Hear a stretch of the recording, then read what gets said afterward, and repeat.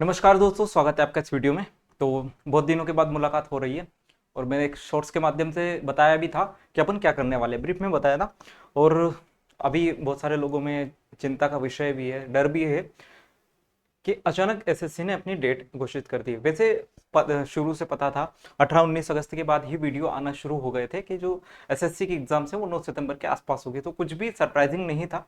और कुछ वीडियोस ऐसे भी आए थे कि हाँ नहीं, अभी एसएससी तैयार नहीं है हमें, लेकिन 13 अगस्त के अकॉर्डिंग ही तैयार होना था। एक महीना बहुत डिस्टर्बिंग गया है, वो मैं मानता हूँ, लेकिन हम मतलब कहीं ना कहीं तैयार तो थे, प्रिपेयर तो थे। बीच में एक महीना डिस्टर्बिंग हुआ है, उससे ये कतई नहीं कह सकते कि हम तैयार नहीं है।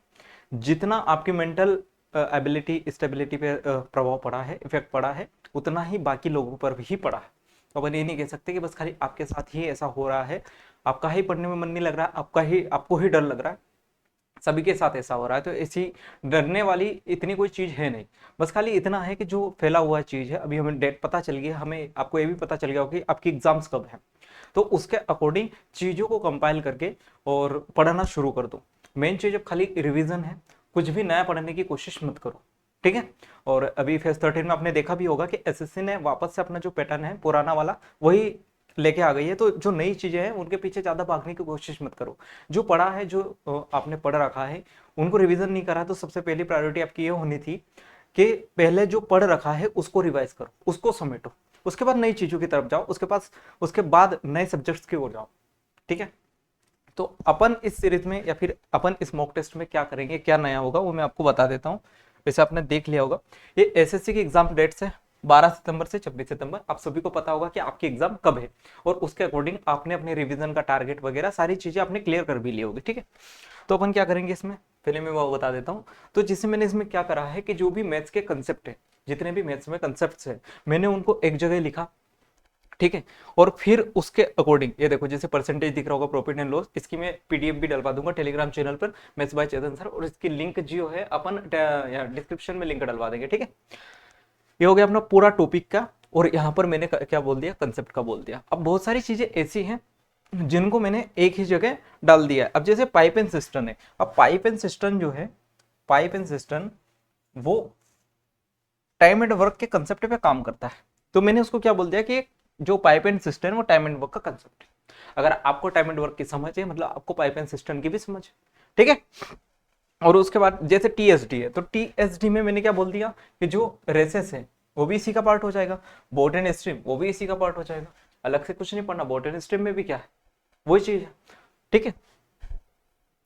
तो ऐसा करके जैसे अभी यहाँ पर सब कुछ आपको दिख रहा होगा कि किस टॉपिक में कितने आपके पास में कंसेप्ट है, मोटा मोटा, ठीक है। ये ज्योमेट्री के सबसे ज्यादा कंसेप्ट है, और मेंसुरेशन 3D के सबसे ज्यादा कंसेप्ट है, सबसे ज्यादा इन्हीं के है। बाकी तो आराम आराम से कर लेंगे। तो अपन इसमें क्या करेंगे, देखो जैसे मैंने अभी टेस्ट 1 का टारगेट अपना क्या है, अपन लगभग लगभग 8 टेस्ट करेंगे, लगभग लगभग 8 टेस्ट। और 8 टेस्ट में ही पूरे मैथ्स के जो कंसेप्ट हैं, लगभग लगभग 100 से ज्यादा कंसेप्ट है, ठीक है। 100 से ज्यादा कंसेप्ट है, और उन्हीं को अपन एक चीज तो करेंगे कि रिवीजन, बता देता हूं मैं क्या करेंगे अपन, रिवीजन यहाँ पर लिख रहा हूं, पूरे कंसेप्ट का फास्ट वे में रिवीजन कैसे करेंगे, फास्ट वे में, और उन पे आधारित अच्छे क्वेश्चन बेस्ट, ठीक है। अब जैसे टेस्ट 1 में हो गया, अब जो कंसेप्ट मैंने यहां ले लिया अगले टेस्ट में नहीं लूंगा। आप कई जगह टेस्ट लगाते होंगे, पीवाईक्यू में भी लगाते होंगे, तो वहां पे सारा का सारा गणित रिवीजन नहीं कर सकते आप 7-8 मॉक में, ऐसा कभी नहीं हो सकता। लेकिन अपन ऐसे मॉक तैयार कर रहे हैं जिसमें क्या होगा कि 7 से 8 मॉक में आपका पूरा का पूरा गणित रिवाइज हो जाएगा, पूरा 7 से 8 मॉक में। अब उसमें ये नहीं कह रहा हूं कि खाली 25 ही क्वेश्चन लूंगा, हो सकता है कभी कभी 30 क्वेश्चन भी लेने पड़ जाए, क्योंकि कुछ जो कंसेप्ट है वो ब्रॉड होते हैं, तो उनको अपन समझेंगे। और कहीं अगर डिटेल अंडरस्टैंडिंग की जरूरत पड़ेगी तो उसमें अपन वहां भी समय देंगे, ठीक है। तो 25 क्वेश्चन की नहीं कह रहा कि मैं 25 क्वेश्चन करवाऊंगा, आज हम ये लेने वाले हैं, ठीक है।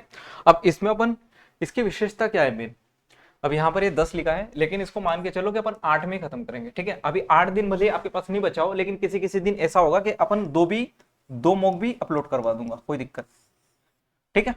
और उसके बाद में जो न्यू ट्रेंड, जरूरी नहीं खाली अपन पीवाईक्यू ही लेंगे, जो नए क्वेश्चन बन सकते हैं, और मेन चीज में CDS CSET इनके भी क्वेश्चंस कवर कर रहा हूँ, क्योंकि SSC के बहुत सारे क्वेश्चन ऐसे होंगे जो आपने प्रैक्टिस करके रखे होंगे, और मैं ऐसे क्वेश्चन बिल्कुल नहीं लूंगा। ठीक है, ऐसे क्वेश्चन बिल्कुल नहीं लूंगा जो आपसे बनेंगे, ऐसे क्वेश्चन ही लूंगा जो कि रिलेवेंट होंगे। और ऐसे क्वेश्चन भी नहीं लेंगे कि भाई जो केट है हायर लेवल के, वो वाले भी नहीं लेंगे, क्योंकि प्रीलिम्स है, और प्रीलिम्स में SSC अपना लेवल पता है, SSC का लेवल क्या होता है, अपन उससे 2 लेवल ऊपर जा सकते हैं बस। ठीक है, अभी तक जो SSC क्वेश्चन पूछ रही थी उससे 2 लेवल ऊपर, बस इससे ज्यादा नहीं जा सकते। ठीक है, तो आज की क्लास अपन शुरू करते हैं। ठीक है, सबसे पहले परसेंटेज का कॉन्सेप्ट, सक्सेसिव परसेंटेज सभी को पता होगा, मुझे भी पता है, लेकिन खाली रिवीजन के पर्पज से मैं बता देता हूँ। सक्सेसिव परसेंटेज का मतलब क्या होता है, इसमें जो अपन सबसे पहले यूज करते हैं वो करते हैं फॉर्मूला वाला। तो इसका फॉर्मूला क्या होता है, जब दो क्वांटिटी दी होगी तो हम उसमें लगाएंगे a plus B plus A B upon 100। ठीक है, और जब तीन क्वांटिटी हो तो उसका भी फॉर्मूला होता है, मैं लिख देता हूं, a plus B plus C plus A B plus B C plus C A upon 100 plus A B C upon 10,000। ठीक है, ये 3 क्वांटिटी का होता है, लेकिन ये बिल्कुल भी यूज नहीं करना। जब 3 क्वांटिटी हो तो क्या करना होगा, उनमें ही दो का अपन वो लगा देंगे फॉर्मूला। जैसे मैंने क्या कहा कि कोई जो नंबर है वो 10% बढ़ा, फिर 20% कम हुआ, और फिर उसको क्या कर दिया मैंने, 30% बढ़ा दिया। तो मैं क्या करूंगा, पहले इन दोनों को कंपाइल कर लूंगा। किन्हीं भी दो को आप पहले कंपाइल कर सकते हो, कोई दिक्कत नहीं। जैसे अगर मैं 10 और 20 को कंपेयर करूंगा तो यहाँ पे 10 माइनस 20 कितना हो जाएगा, माइनस का 10। ठीक है, अब यहाँ पे डायरेक्ट ऐसे मत लिखने लग जाना, मैं आपको बता भी देता हूँ एग्जाम में क्या गलती करोगे। 10 माइनस 20 माइनस 10 इंटू 20 अपॉन 100, और बहुत सारे क्या करेंगे यहाँ पे प्लस लगा के इसको माइनस कर देंगे।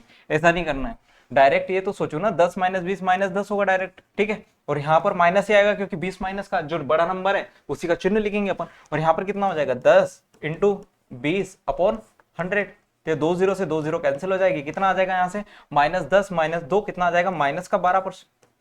और यहाँ पर इसके साथ कंपेयर कर देंगे, इन दोनों का मिक्स करके 12% आया, माइनस 12%, और इन दोनों का जब अपन मिक्स करेंगे तो 30 माइनस 12 कितना हो जाएगा आपका, हो गया प्लस का 18। और यहाँ भी कितना आएगा, प्लस।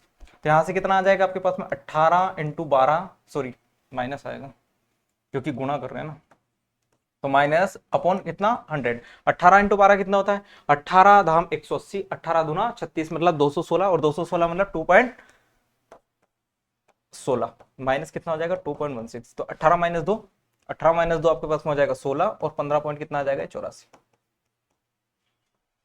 बताओ, क्लियर? ठीक है, चले आएंगे। तो अपना सक्सेसिव परसेंटेज का कॉन्सेप्ट था, ऐसे करके आपको करना है। दूसरी चीज ये है कि अगर फ्रैक्शन में चीजें आ जाती है तो आप रेशियो कॉन्सेप्ट यूज कर सकते हो। जैसे 16 सही 2/3% की वृद्धि हुई, और उसके बाद 33 सही 1/3% की कमी हुई, तो ओवरऑल हमें कमी वृद्धि बतानी है। तो 16 से 2/3% का मतलब कितना हो जाएगा, 6:7, ये तो पता होगा। यहाँ पर प्लस 1/6 मतलब 6 पे 1 की वृद्धि 7, तो 6:7, और यहाँ पर 3 रेशो कितना हो जाएगा, 2 हो जाएगा। तो 6 तिया कितना 18, और 7 दूना 14, मतलब 4 की कमी हुई किस पे, 18 पे। तो 2/9, और 2/9 का मतलब आपको पता होना चाहिए कितना हो जाएगा, 22 सही 2/9%। सही है, ठीक है। चले आगे, देखो ये क्वेश्चन आया था GD 2025 का। क्या बोला है इसमें, एक बार आप ट्राई करना और उसके बाद फिर सॉल्यूशन देखना, ठीक है। ईंधन की कीमत क्रमागत 3 महीनों में 25%, 15% और 45% की कमी की गई, लेकिन चौथे महीने में 65% की वृद्धि की गई। चौथे महीने में ईंधन की कीमत में उसकी मूल कीमत की तुलना में कितने प्रतिशत की वृद्धि या कमी होगी। तो इसे रेशियो से करना ही ठीक रहेगा। देखो अब यहाँ पर ऐसा मत करने लग जाना कि 25% की वैल्यू लिख रहा है फिर वहां पे रेशियो लिख रहा है, डायरेक्ट लिखेगा 25% मतलब 1/4, और क्या हुई है, कमी हुई है, इन तीनों में कमी हुई, तो मतलब 4 से कितना हुआ होगा, आप कहोगे 4 से 3 हो गया होगा। उसके बाद 15% की कमी मतलब 3/20, तो 20 से कितना हो गया होगा, आप कहोगे सर 20 से 17 हो गया। उसके बाद अगला क्या दिया है, 45% कम, और 45% मतलब 5 से 9 बार, 5 से 20 बार, मतलब 20 रेशियो 9/20, और 20 पे 9 की कमी मतलब 11, 20 रेशियो कितना हो जाएगा, 11 हो जाएगा। अब आगे लास्ट में हुआ है 65% की वृद्धि हुई, अब यहाँ पर वृद्धि हो गई, तो 13/20 मतलब 20 रेशियो कितना आ जाएगा, ये आ जाएगा आपके पास में 33। ठीक है, अब आपको थोड़ा सा कैलकुलेटिव लगेगा।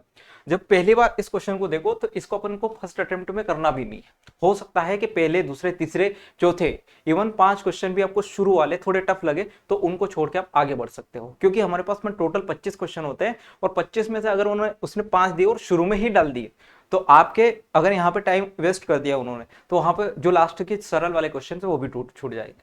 तो पहले हमें क्या करना है कि ऐसे क्वेश्चंस को ढूंढना है जो कि अच्छे अच्छे मतलब सरल हो। उसके बाद में अंत में ऐसे क्वेश्चंस को करना है जिसमें थोड़ी कैलकुलेशंस। अब यहाँ पे अगर आप देखोगे तो यहाँ पे क्या हो जाएगा आपके पास में 4 दूना 8, 8 दूना 16, 16 दूना कितना हो जाएगा 32, मतलब कि 32,000। ठीक है, रेशियो यहाँ पर कितना होगा 17 तिया 51 इंटू 11 इंटू 33। तो इस 33 में क्या है 3 इंटू 11 है। अब 11 का मल्टीप्लाई करना आसान होता है, आपको पता होगा, नहीं पता तो बता देता हूँ कि 83 इंटू अगर मैं 11 करूंगा तो इसका यूनिट डिजिट कितना है 3, फिर 3 में मैं 8 जोड़ दूंगा, 8 3 कितना हो जाएगा 11, हासिल कितना 1, 8 के आगे कुछ नहीं तो 8 और 1 कितना हो जाएगा 9, मतलब 913 इस सवाल का उत्तर आएगा। अब हम 3 का मल्टीप्लाई करेंगे 51 में, कितना आ जाएगा 3 एकम 3, 3 पंजे 15, और फिर पहले 11 का मल्टीप्लाई करेंगे फिर इस वाले 11 का मल्टीप्लाई, तो कितना हो जाएगा ये 3, 5 और 3 कितना 8, 5 और 1 कितना 6, उसके बाद यहाँ पर कुछ नहीं है तो 1683 आ जाएगा, और उसके बाद फिर से 11 का मल्टीप्लाई कर दो, कितना आ जाएगा 3, 8 और 3 कितना 11, हासिल 1, 8 से 14 और 1 कितना 15, हासिल 5, हासिल 1, 6 और 1 7 और 1 8, और उसके बाद फिर 1, तो 18,500 कितना आया 13 आया। अब सीधी सी बात आपको ये पता चल रही है कि यहाँ पर क्या हो रहा है डिक्रीज हो रहा है, तो इंक्रीज वाले ऑप्शन तो दोनों उड़ जाएंगे। ठीक है, दूसरी चीज ये है कि एक ऑप्शन दे रखा है 42%, एक दे रखा है 37% के आसपास। तो अगर मैं कहूं कि यहाँ पर इसका मैं अगर 32,000 का अगर यहाँ पर 40% की कमी होती, मतलब ये वैल्यू किसके बराबर हो जाती 60% के। अगर मैं इसका 60% भी निकालता हूँ, 32,000 का अगर 60% भी निकालता हूँ तो 2 0 से 2 0, ये 2 0 यहाँ आ जाएगी, 6 दूना 12, हासिल 1, 6 तिया 18 और 1 19, 19,200 होना था। मतलब अगर यहाँ पर इस 40% की कमी होती उसमें तो 19,200 के आसपास होना था, लेकिन 19,200 से और कम है, मतलब और कमी हुई होगी, तो 40% से ज्यादा की कमी होगी, कितना की 42.14 की। एग्जैक्ट निकालने की हमें जरूरत भी नहीं पड़ी। कितना आंसर आ जाएगा इसका 42.14। चले आगे, इस सवाल को देखो। महीने के पहले दिन की शुरुआत में राजेश के पास 500 अंडे थे। वह दिन के अंत तक 20% अंडे बेचता है और अगले दिन की शुरुआत में 20% अंडे जोड़ता है और अगले दिन के अंत में 20% अंडे बेचता है। यह क्रम महीने के तीसरे दिन के अंत तक जारी रहता है। अब ये क्वेश्चन क्या कहना चाहता है इसको समझाता हूं। देखो पहले दिन क्या हुआ, यहां पर 3 दिन है, फर्स्ट, सेकेंड और थर्ड। पहले दिन उसने क्या करा 500 अंडे लिए और पहले दिन बाजार में लेके गया और यहां पर कितने अंडे बेच दिए उसने 20% अंडे बेच दिए। फिर उसने क्या करा सेकंड दिन सेकंड दिन उठा और यहां पर उसने जितने भी अंडे थे उसमें 20% अंडे मिला लिए और फिर बाजार चला गया और अंत में इवनिंग होते होते उसने 20% अंडे फिर से बेच दिए। तीसरे दिन फिर उठा और तीसरे दिन उठकर उसने 20% अंडे इसमें मिला लिए और इवनिंग होते होते 20% अंडे बेच दिए। और अब उसके पास कितने अंडे बच गए 1024। कितने अंडे बच गए 1024 अंडे बच गए। बिल्कुल कहानी समझ में आ गई, कोई दिक्कत नहीं है। मतलब अपने पास में कितने अंडे थे शुरू में 500, फिर उसने 20% बेच दिए, 20% की कमी का मतलब कितना हो जाएगा 4/5। फिर उसने क्या करा 20% अंडे जोड़े, 20% अंडे जोड़ने का मतलब क्या हो जाएगा 100 प्लस b/100। फिर उसने क्या करा 20% बेच दिए, मतलब कितना बच गया 4/5। फिर उसने क्या करा 20% अंडे जोड़े, मतलब कितना हो जाएगा 100 प्लस b/100 इंटू कितना हो जाएगा 4/5। फिर से कितना बेच दिया 20% बेच दिया और इसकी वैल्यू कितनी है 1024। बताओ, इतनी बात क्लियर हो गई। ठीक है, क्या करा 500 अंडे थे, 20% बेचा, 20% की कमी हुई मतलब बेसिकली, तो 20% की कमी होने का मतलब मल्टीप्लाइंग फैक्टर कितना बनेगा 4/5। फिर 20% ऐड किया, अब 20% ऐड करने का मतलब क्या 100 पे अपन कोई भी चीज ऐड या क्या करते हैं कम करते हैं, तो 100 प्लस b/100। वैसे ही उसने तीसरे दिन भी करा और दूसरे दिन भी करा। ठीक है, और अंत में उसके पास 1024 अंडे हो गए। तो इसको यहाँ पर अपन काटा पीटी कर लेते हैं शानदार तरीके से, इस वाले कलर से कर लेते हैं। तो यहाँ से मेरे पास में ये 2 0 से 2 0 कैंसिल, 5 से 5 कैंसिल, उसके बाद 4 चौक 16 और 16 से इसको काटूंगा 16 चौक 96, 16 चौक 64, 4 से फिर काटेंगे कितनी बार कट जाएगा 16 बार।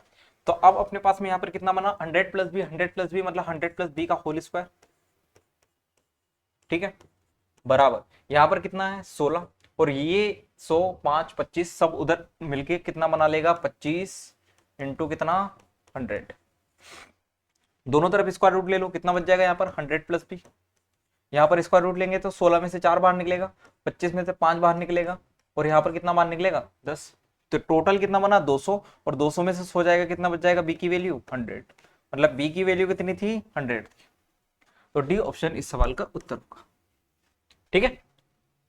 आप इसे ऑप्शन से या ऑब्जर्वेशन से ऐसे समझ सकते थे कि भाई अगर उसके पास 500 अंडे थे, 500 अंडे थे और हर दिन वो 20% बेच रहा है और अंत में जाके 1024 अंडे हो रहे हैं, तो वो मतलब 20% से तो ज्यादा ही करेगा, 20% से ज्यादा ऐड करेगा, मतलब ये वाला ऑप्शन नहीं होगा, ये वाला ऑप्शन नहीं होगा। अब या तो 500 होगा या 100 होगा, तो आप रिस्क ले सकते थे कि 100% डायरेक्ट में बी की वैल्यू रखूं और यहाँ पर आप हिट एंड ट्रायल करके रख दे, अगर 100 आंसर नहीं होता तो डेफिनेटली 500 तो रहते ही, मतलब एक ऑप्शन आपको यहाँ पर चेक करना था, एक ऑप्शन आप चेक कर लेते आपका आराम से आंसर आ जाता।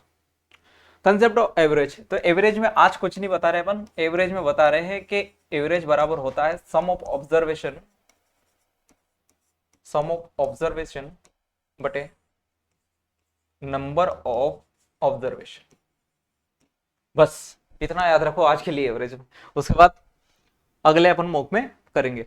अब देखो ये जो क्वेश्चन दिया है अगर इसमें फॉर्मूला लगाने जाओगे ये तो थोड़ा सा डिफिकल्ट आपको लगेगा। जैसे यहाँ पर क्या दे रखा है, एक वर्ष के 12 माह में टी का वेतन इस प्रकार है कि 12,000 12,000 12,000, मतलब पहले 3 महीने में 12,000, अगले 3 महीने में 15,000, अगले 3 महीने में 21,000 और अगले 3 महीने में 30,000।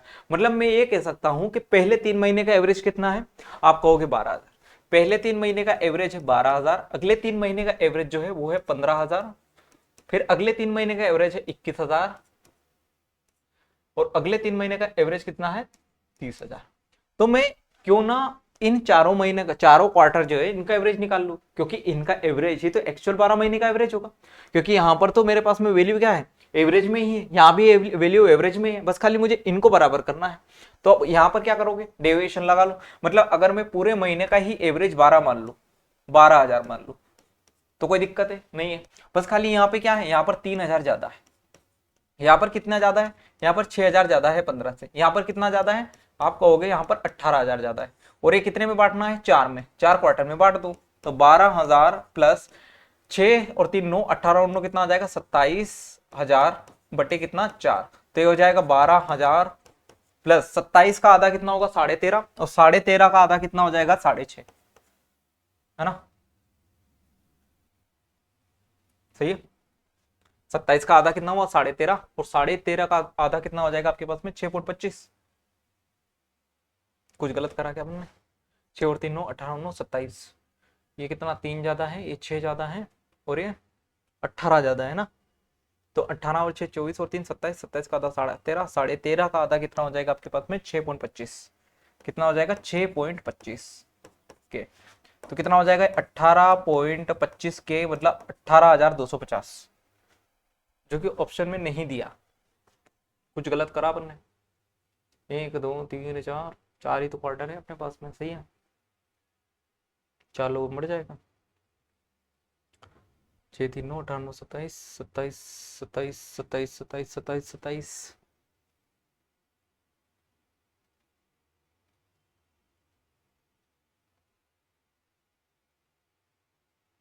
12 3 15, अच्छा ये 9 आएगा ना यार, वही तो मैं कहूँ, ये 30 है, 15 और 6 21 होता है, 12 और 9 21 होता है, ठीक है, तो यहाँ पर आएगा ये 15 7.5, कितना आ जाएगा 7.5 आएगा, ठीक है, कैलकुलेशन मिस्टेक थी, तो 19 पॉइंट कितना हो जाएगा ये 5 के, मतलब 19,500 इस सवाल का उत्तर होगा, ठीक है, 19,500 इस सवाल का उत्तर हो जाएगा।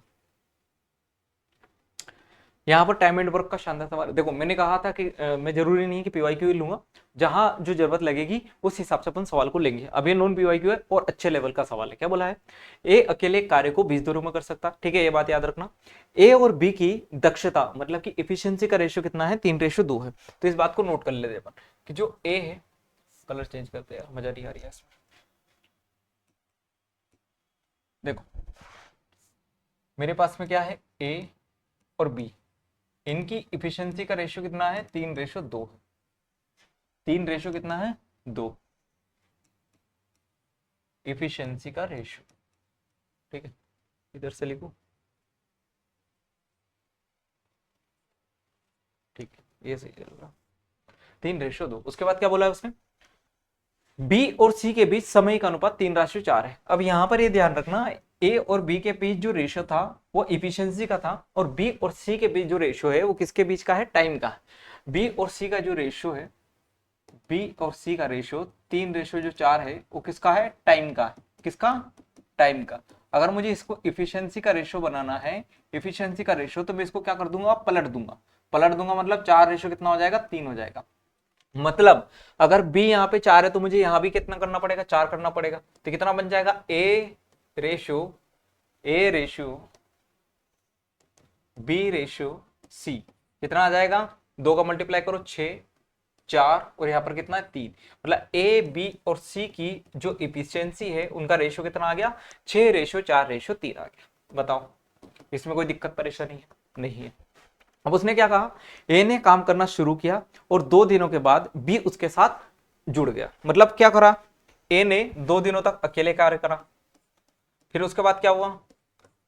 बी उसके साथ जुड़ गया, मतलब ए प्लस बी हो गया। और बी दोनों ने मिलकर कितने दिन तक कार्य करा? 2 दिन तक कार्य किया। कितने दिन तक? 2 दिनों के बाद। और उसके बाद ए चला गया कि मेरा काम खत्म, अब आप देख लो। अब बी ने अकेले 2 दिन तक कार्य किया, ठीक है, बी ने अकेले 2 दिन तक कार्य किया बेचारे ने। और उसके बाद अपने एक और मित्र को लेके आया सी को, और सी दोनों मिलकर कितने दिनों में कार्य करा? बी प्लस सी 4 दिनों तक कार्य किया। और उसके बाद बी ने भी धोखा दे दिया। बी ने भी धोखा दे दिया। अब सी ने, ये सी है, 8 नहीं है, सी वही है ना, सी। इसमें भी है कि इंग्लिश में मिस्टेक? इसमें से now C increased his efficiency by 13.33%। अब 33.33% बढ़ाने का मतलब क्या है? सी की एफिशिएंसी अभी 3 थी, तो 3 से 33 से 1/3 बढ़ गया, मतलब कितना हो जाएगा? 4/3। तो कितना आ जाएगा? ये 4। मतलब सी की एफिशिएंसी पहले कितनी थी? 3 थी, और अभी उसने 33.33% बढ़ा दी, मतलब एफिशिएंसी कितनी होगी? 4 होगी। तो यहां पर सी ने 4 की एफिशिएंसी से काम करा। बताओ, ठीक है, 4 की एफिशिएंसी से काम करा और टोटल काम समाप्त हो गया। अब टोटल काम था कितना, ये बताओ। मैंने क्या बताया था कि जो टोटल वर्क है वो किस पे डिपेंड करता है? एफिशिएंसी इनटू टाइम पर। ऐसा व्यक्ति बताओ जिसकी एफिशिएंसी भी पता हो, टाइम भी पता हो। तो ऐसा व्यक्ति कौन है? ए है। ए ने 20 दिन तक कार्य कर सकता है और इसकी एफिशिएंसी कितनी है? 6। तो टोटल वर्क हो जाएगा। तो टोटल वर्क इसके बराबर हो गया। अब यहां पर अपने पास में टोटल वर्क भी आ गया, और जो चीज निकालनी है वो भी निकाल लेंगे अपन। एक ही जगह कितना रख दू? 6, तो 6 दूना कितना हो जाएगा? 12। ए प्लस बी मतलब 6×4=10, 6×4=10 इंटू 2 कितना हो जाएगा? 20 हो जाएगा। उसके बाद बी इंटू 2, बी कितना है? 4 है, तो 4 दूना कितना हो जाएगा? 8 आ जाएगा। बी प्लस सी मतलब 4×3=7, 7×4 कितना हो जाएगा? 28 हो जाएगा। प्लस 4 सी, 4 सी, सी की जगह कितना रख देंगे अपन? कितना नहीं रखेंगे, यहाँ पर सी नहीं है, डी है। क्यों है? क्योंकि मुझे यहाँ पर डे निकालना है। क्या निकालना था? डे निकालना था,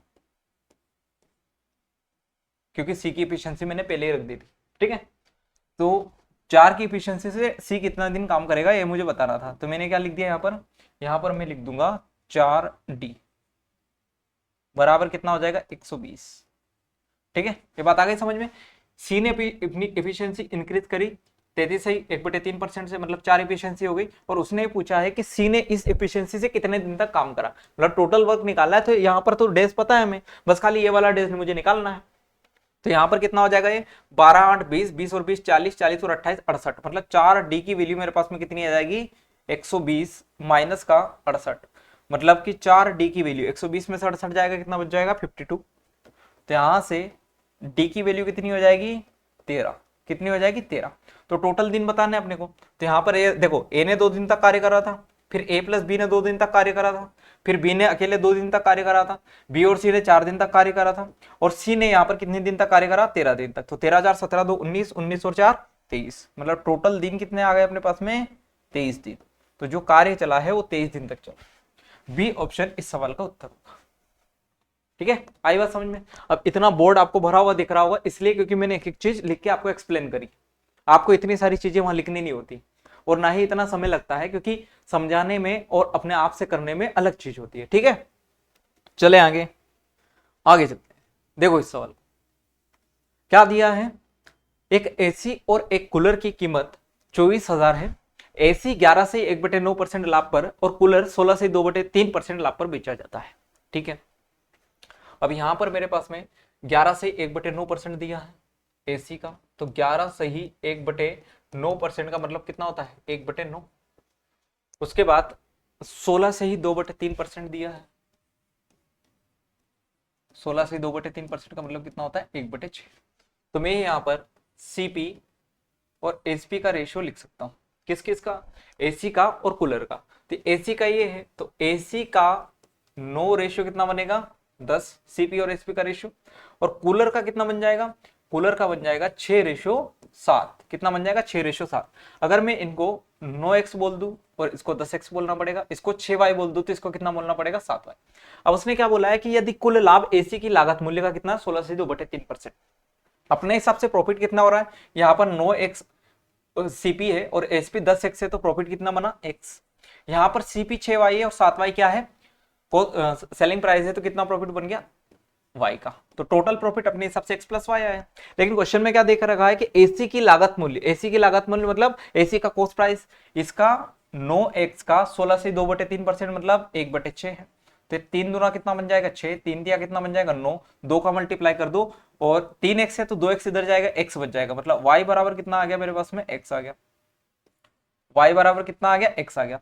y बराबर x आने का मतलब कितना है, y बराबर x, सॉरी y बराबर x क्यों आएगा, 2y बराबर x आएगा। मतलब x और y का रेशियो यहां से कितना आएगा पता है, x और y का रेशियो कितना आएगा आपके पास में, 2/1 का।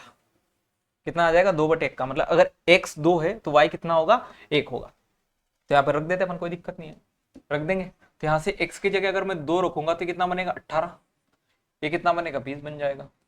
ये कितना बन जाएगा, 6, y की जगह तो 1 ही रखेंगे, ये कितना बनेगा, 7 बनेगा। उसने क्या बोला है, उसने बोला है कि एसी की लागत मूल्य ज्ञात करो। देखो 18 और 6 24, अपने पास में जो सीपी है एसी की कितनी आ गई, 18 की, कूलर की कितनी आ गई, 6 आ गई। मतलब टोटल जो मेरे पास में सीपी है वो कितनी आई, 24 आ गई। और एक्चुअल में सीपी कितनी थी, 24,000 थी। कितनी थी, 24,000 थी। मुझे क्या बताना है, एसी की लागत मूल्य मतलब 18 की वैल्यू बतानी है। किसकी वैल्यू बतानी, 18 की। तो 18 की वैल्यू बता देंगे अपन आराम से, कितना आ जाएगा, 24 से 24 कट जाएगा, 18,000। कितनी आ जाएगी, 18,000। कहां गया, डी ऑप्शन इस सवाल का उत्तर होगा। ठीक है, या फिर आप ऑप्शन से इसे ऐसे कर सकते थे कि जो रेशियो बन रहा था वो सीपी और एसपी का 9:10 का बन रहा था। मतलब जो एसी है उसका कॉस्ट प्राइस 9 का मल्टीपल होगा, 9 का मल्टीपल 1 ही था, डी ऑप्शन। ठीक है, बताओ कोई दिक्कत परेशानी आ सकती नहीं होनी चाहिए। अब देखो नेक्स्ट आया अपने पास में कंपाउंड इंटरेस्ट। कंपाउंड इंटरेस्ट के कैलकुलेट करने के मेरे पास में कम से कम 4 से 5 तरीके हैं। अब 4-5 तरीके तो हम एग्जाम में लगाने नहीं जाएंगे कि नहीं नहीं इस मेथड से भी देखो, इसका आंसर ये आ रहा है, इसका आंसर ये आ रहा है, इसका आंसर एक ही आंसर आएगा। ठीक है, एक ही आंसर मुझे टिक भी करना है और आप उसको वहां पर देखो। मेन चीज, मेन गेम किसका है, नंबर्स का। एग्जामिनर ये नहीं देखा कि आपने किस मेथड से कैलकुलेट करके आंसर लगाया। अंत में काउंट होगा आपका मार्क्स, आपकी रैंक। मेन चीज यही है। अगर आपने यहाँ पर इसको शॉर्ट ट्रिक को सोचने में 10 सेकंड लगाया और वहां पर आपने शॉर्ट ट्रिक लगा के 5 सेकंड में आंसर ले गया, लेकिन एक बंदा था उसने 12 सेकंड में ही सवाल का आंसर ले दिया। आपको टोटल शॉर्ट ट्रिक सोचने में 10 सेकंड लगे और फिर 5 सेकंड उसे अप्लाई करने में, टोटल 15 सेकंड। लेकिन एक व्यक्ति ऐसा था उसने 12 सेकंड में ही लॉन्ग मेथड से कर दिया। एग्जाम्पल लिया, सेकंड्स में पॉसिबल नहीं है लेकिन एक एग्जाम्पल है। तो फायदे में कौन रहा, वो व्यक्ति, उसको 3 सेकंड का एक्स्ट्रा टाइम मिल गया। तो एग्जाम में ये मत सोचना कि मुझे इस मेथड से करना, इस मेथड से करना। उस समय जो मेथड ध्यान में आ रहा है वो लगा दो। बस खाली ये चीज ध्यान रखनी है कि कौन सा क्वेश्चन किस समय पे अटेम्प्ट करना है। ठीक है, चलो अब देखो मैं इसमें जो बताता हूं, बढ़िया चीज ये है कि आप क्या करो, इफेक्टिव रेट वाला फॉर्मूला लगा दो, जैसे अभी अपन ने सक्सेसिव वाला लगाया था, वही वाला चीज a plus B plus A B upon 100। ठीक है, ये पता होगा सभी को। दूसरा ये है कि आप यहाँ पर ट्री वाली मेथड यूज कर सकते हो, क्योंकि ये सबसे इफेक्टिव रहती है। अब ट्री मेथड क्या होती है, जैसे मैंने आपसे क्या कहा कि मेरे पास में 1000 रुपए थे, रेट 10% है और टाइम मैं 2 साल 3 साल दोनों का यहाँ पे बता देता हूँ। देखो, अगर मैं पहले साल इस पे ब्याज लेने जाऊंगा तो यहाँ पर 10% की रेट से कितना मिल जाएगा मुझे, 100 रुपए। अगर मैं सेकेंड ईयर ब्याज लेने गया तो सेकेंड ईयर में क्या होगा, इस 1000 पे ब्याज मिलेगा कितना, 100। अब इस 1000 में देखो सीआई में क्या होता है कि इंटरेस्ट पे भी इंटरेस्ट मिलता है, तो मुझे 1000 पे तो मिलेगा ही, साथ में इस 100 पे भी ब्याज मिलेगा, तो इस 100 पे कितना मिल जाएगा, 10 मिल जाएगा। तो ये 2 साल की कहानी हो गई, ये क्या हो गई, 2 साल की कहानी। लेकिन अगर अपन अभी 2 साल की कहानी को अगर मैं ए बी सी नाम दूं, मतलब एक मेथड नाम देके रखा है आपने, जैसे यहाँ पर 1000 क्या है, पी है, प्रिंसिपल है, ये दिख रहा है, दिख रहा है, ये प्रिंसिपल है। अब मैं इस दोनों सौ को, क्योंकि जल्दी जल्दी सोल्व करना है मुझे, तो कुछ वैल्यू नाम दे देता हूँ। इन दोनों सौ को ए नाम देती है, अमाउंट वाला ए नहीं है, एबीसीडी वाला है। और ये जो 10 है ये डिफरेंट वैल्यू, इसलिए इसको नाम दे दिया मैंने बी। अगर मैं आपसे पूछूं कि यहाँ पर मुझे टोटल एसआई बताओ, टोटल एसआई 2 साल का, तो टोटल एसआई 100 और 100 कितना बनेगा, 200 बनेगा। टोटल एसआई कितना बनेगा, 200 बनेगा। अगर मैं आपसे कहूं टोटल सीआई बनाओ, तो जो 1000 के नीचे है ए वाली वैल्यू पूरी, ये पूरी वैल्यू आपके पास में क्या बनेगी, सीआई बनेगी। तो 100 प्लस 100 प्लस 10 कितना बन जाएगा, 210। अगर मैं कहूं कि सीआई माइनस एसआई बताओ, सीआई माइनस एसआई, तो 210 माइनस 200 कितना बनेगा, 10। या फिर जो ए के नीचे जो वैल्यू रहेगी ना, ए के नीचे जो भी वैल्यू रहेगी वो क्या बनेगी आपकी, सीआई माइनस एसआई, मतलब ये जो बी है ये क्या बनेगा, सीआई माइनस एसआई बनेगा। मतलब मेरे पास में जो 2 साल का पैटर्न मैंने आपको बताया, वो क्या बताया कि आपके पास में क्या बनेगा, ए, और यहां पर क्या है, ए, और इसके नीचे क्या है, बी। अगर यहीं पर अपन 3 साल का बनाने जाए, 3 साल का बताने जाऊं मैं, तो 3 साल में क्या होगा, यहां पर इस पी पे ब्याज मिलेगा, क्या मिलेगा, ए ही मिलेगा। ठीक है, फिर इस ए पर ब्याज मिलेगा, बी मिल जाएगा। उसके बाद फिर इस ए पे मिलेगा कितना, बी ब्याज मिल जाएगा, और इस बी पे कितना ब्याज मिल जाएगा, सी मिल जाएगा। ठीक है, यहाँ पे मैं बता भी देता हूं, अच्छा पेज कॉपी होगा कि नहीं, हो जाएगा, कर देते हैं। ठीक है, यहाँ पे क्या बन जाएगा, बी बन जाएगा। अब मैं यहाँ पे बता भी देता हूँ कौन क्या है। यहाँ पर जो पी आपको दिख रहा है,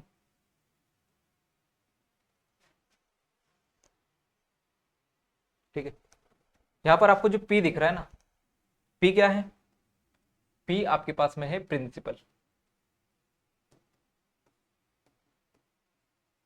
जो ए दिख रहा है आपको, वो दिख रहा है इंटरेस्ट ऑन पी। जो बी दिख रहा है वो है इंटरेस्ट ऑन ए। ठीक है, जो सी दिख रहा है वो दिख रहा है आपको इंटरेस्ट ऑन बी। ठीक है, ऐसे 4 साल का बना सकते हो। जैसे अगर मैं इसमें आपको ये बताऊं, कि यहाँ पर ये वाला फॉर्मूला लगा के दिखाऊं, जैसे मेरे पास में प्रिंसिपल 1000 था। ठीक है, अब 1000 का मैंने 10% करा तो यह कितना आ जाएगा, 100। अब ये वैल्यू, तीनों वैल्यू क्या है, सेम है, इसलिए मैंने मुझे बार बार काउंट करने की जरूरत नहीं पड़ी। फिर यहाँ पर क्या लगाना है, बी लगाना है, मतलब इसका 10% लगेगा, तो यहाँ पर कितना आ जाएगा, 10, यहाँ 10, और यहाँ भी कितना, 10। ये जो सी मिलेगा ये इस बी में मिलेगा, तो इसका 10% कितना आ जाएगा, 1 आ जाएगा। कितना आ जाएगा, 1 आ जाएगा। अब मैं यहाँ पर एक एक चीज आपको निकाल के दिखा सकता हूँ। जैसे क्या क्या निकाल सकते हैं अपन, एक तो फर्स्ट ईयर का सीआई और एसआई, सेकेंड ईयर का सीआई और एसआई, थर्ड ईयर का सीआई और एसआई, और उसके बाद टोटल एसआई, सीआई और अमाउंट। ठीक है, ये सारी चीजें अपन यहां से इस सिंगल ट्री से काउंट कर सकते हैं। जैसे अगर मैं फर्स्ट ईयर की बात करूं तो फर्स्ट ईयर कौन सा होगा, ये वाली चीज हमारी फर्स्ट ईयर होगा, ये सेकेंड ईयर होगा, और ये क्या होगा, थर्ड ईयर होगा। ठीक है, टोटल 3 साल अलग होता है, first year, second year, third year अलग होता है। तो फर्स्ट ईयर में सीआई और एसआई दोनों बराबर होते हैं, क्योंकि फर्स्ट ईयर में हमारे पास खाली प्रिंसिपल होता है, कोई ब्याज नहीं होता, इसलिए उस पर हम ब्याज काउंट नहीं करते। ठीक है, यहां से फर्स्ट ईयर में सीआई और एसआई कितना बनेगा, आप कहोगे 100 और 100 रुपए। सेकेंड ईयर में क्या बनेगा, देखो एसआई तो पहले साल, दूसरे साल और तीसरे साल, तीनों साल क्या रहेगा, बराबर रहेगा। तो मैं सेकेंड ईयर भी कह सकता हूं कि जो एसआई है वो 100 रहेगा, थर्ड ईयर भी कह सकता हूं कि एसआई जो है 100 रहेगा, अगर उसने रेट को छेड़छाड़ ना करा हो। ठीक है, अब वो कह सकता है कि पहले साल अगर 10% रही, 20%, बहुत रेयर केस में 1% चांस है, ठीक है। तो पहले साल, दूसरे साल और तीसरे साल एसआई मेरा क्या बना, सीआई। ये जो 100 रुपए बराबर मिल रहा है क्या है मेरा, सिंपल इंटरेस्ट है, एसआई। अगर मैं सेकंड ईयर के सीआई की बात करूं तो ये वाली जो वैल्यू है, ये वाली, ये क्या बनेगी मेरे पास में, सीआई बनेगी। तो 100 और 10 कितना बन जाएगा, 110। तो मतलब मुझे सेकंड ईयर का जो सीआई मिलेगा कितना मिल जाएगा, 110 रुपए। थर्ड ईयर की बात करें अपन तो 100, 10, 20, 121, मतलब थर्ड ईयर में जो सीआई मिलेगा कितना मिल जाएगा, 121 मिल जाएगा। कितना मिल जाएगा, 121। टोटल की बात करें, जो टोटल अगर मैं जोड़ूंगा तो क्या बनेगा, मेरा सीआई बनेगा। और अगर ए को जोड़ूंगा तो क्या मिलेगा, एसआई बनेगा। तो ए तीनों ए को जोड़ा कितना मिला, 300, मतलब सीआई कितना बन गया, 300।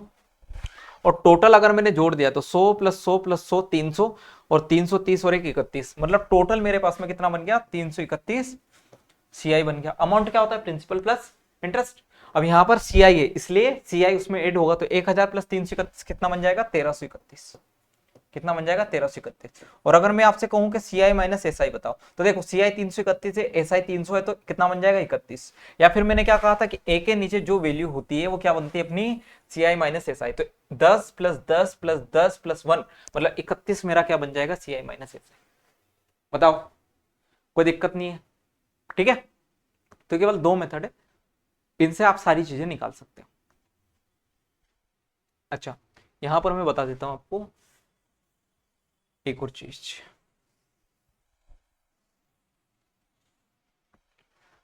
अगर हाफ ईयरली की बात करें क्वेश्चन में,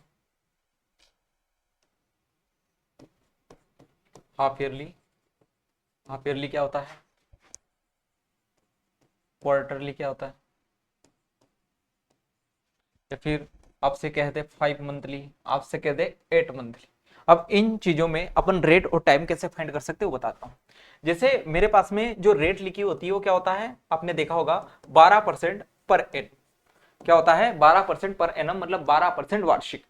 मतलब इसका मतलब क्या है कि मुझे 12 महीने मतलब एक साल में 12% क्या मिलता है, ब्याज मिलता है।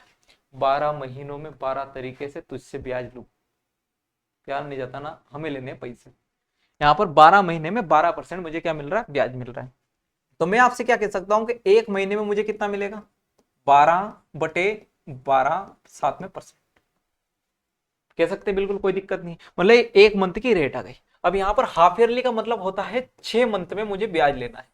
हाफ ईयरली का मतलब क्या हो गया, 6 मंथ में। तो मुझे यहाँ पर 6 का गुणा कर देना बस, खाली 6 महीने में कितना हो जाएगा, 12/12 इंटू 6, साथ में परसेंटेज था तो 6 से कितना कट जाएगा, 2 बार। इसलिए कहते हैं कि हाफ ईयरली में रेट क्या हो जाती है, आधी हो जाती है। तो वो इसके कारण होती है, मतलब आधी हो जाएगी, कितनी हो जाएगी, 6%। हाफ ईयरली में क्या करना, आपको रेट को आधा करना है। और टाइम क्या हो जाएगा, टाइम जैसे मान लो आपके पास में 1/1/2 साल है, यहाँ पर 1/1/2 साल है। तो यहां पर इसको क्या करो, 6-6 महीने के टुकड़ों में डिवाइड करो। जैसे अगर मैं इसको मंथ में डिवाइड करूं तो एक साल में 12 महीने और आधे साल में कितने, 6 महीने, तो टोटल कितना बनेगा, 18 महीने।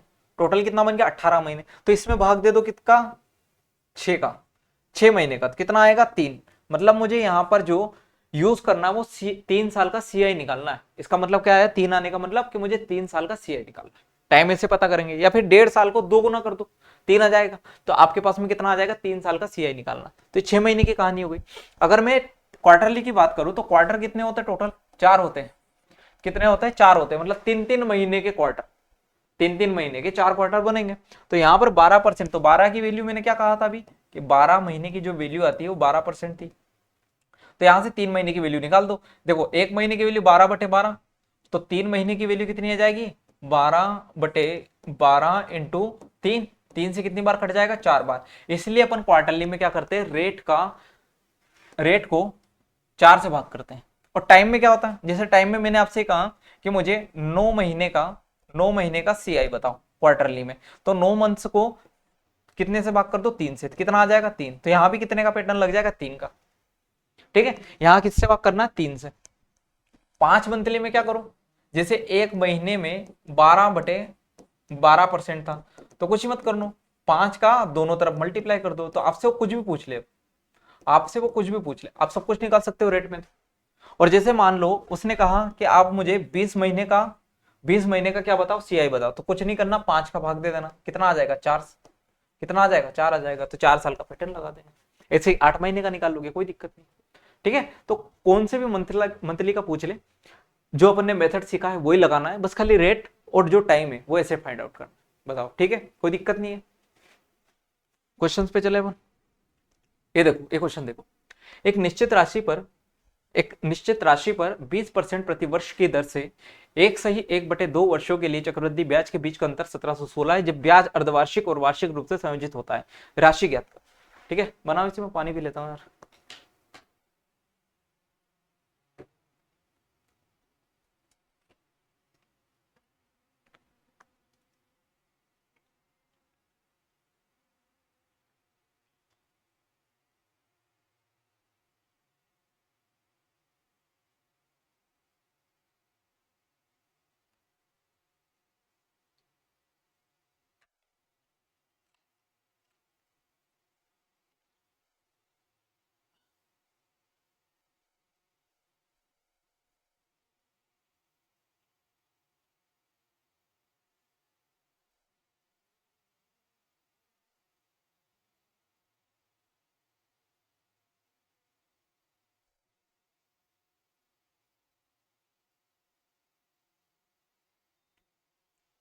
चलो बना लिया।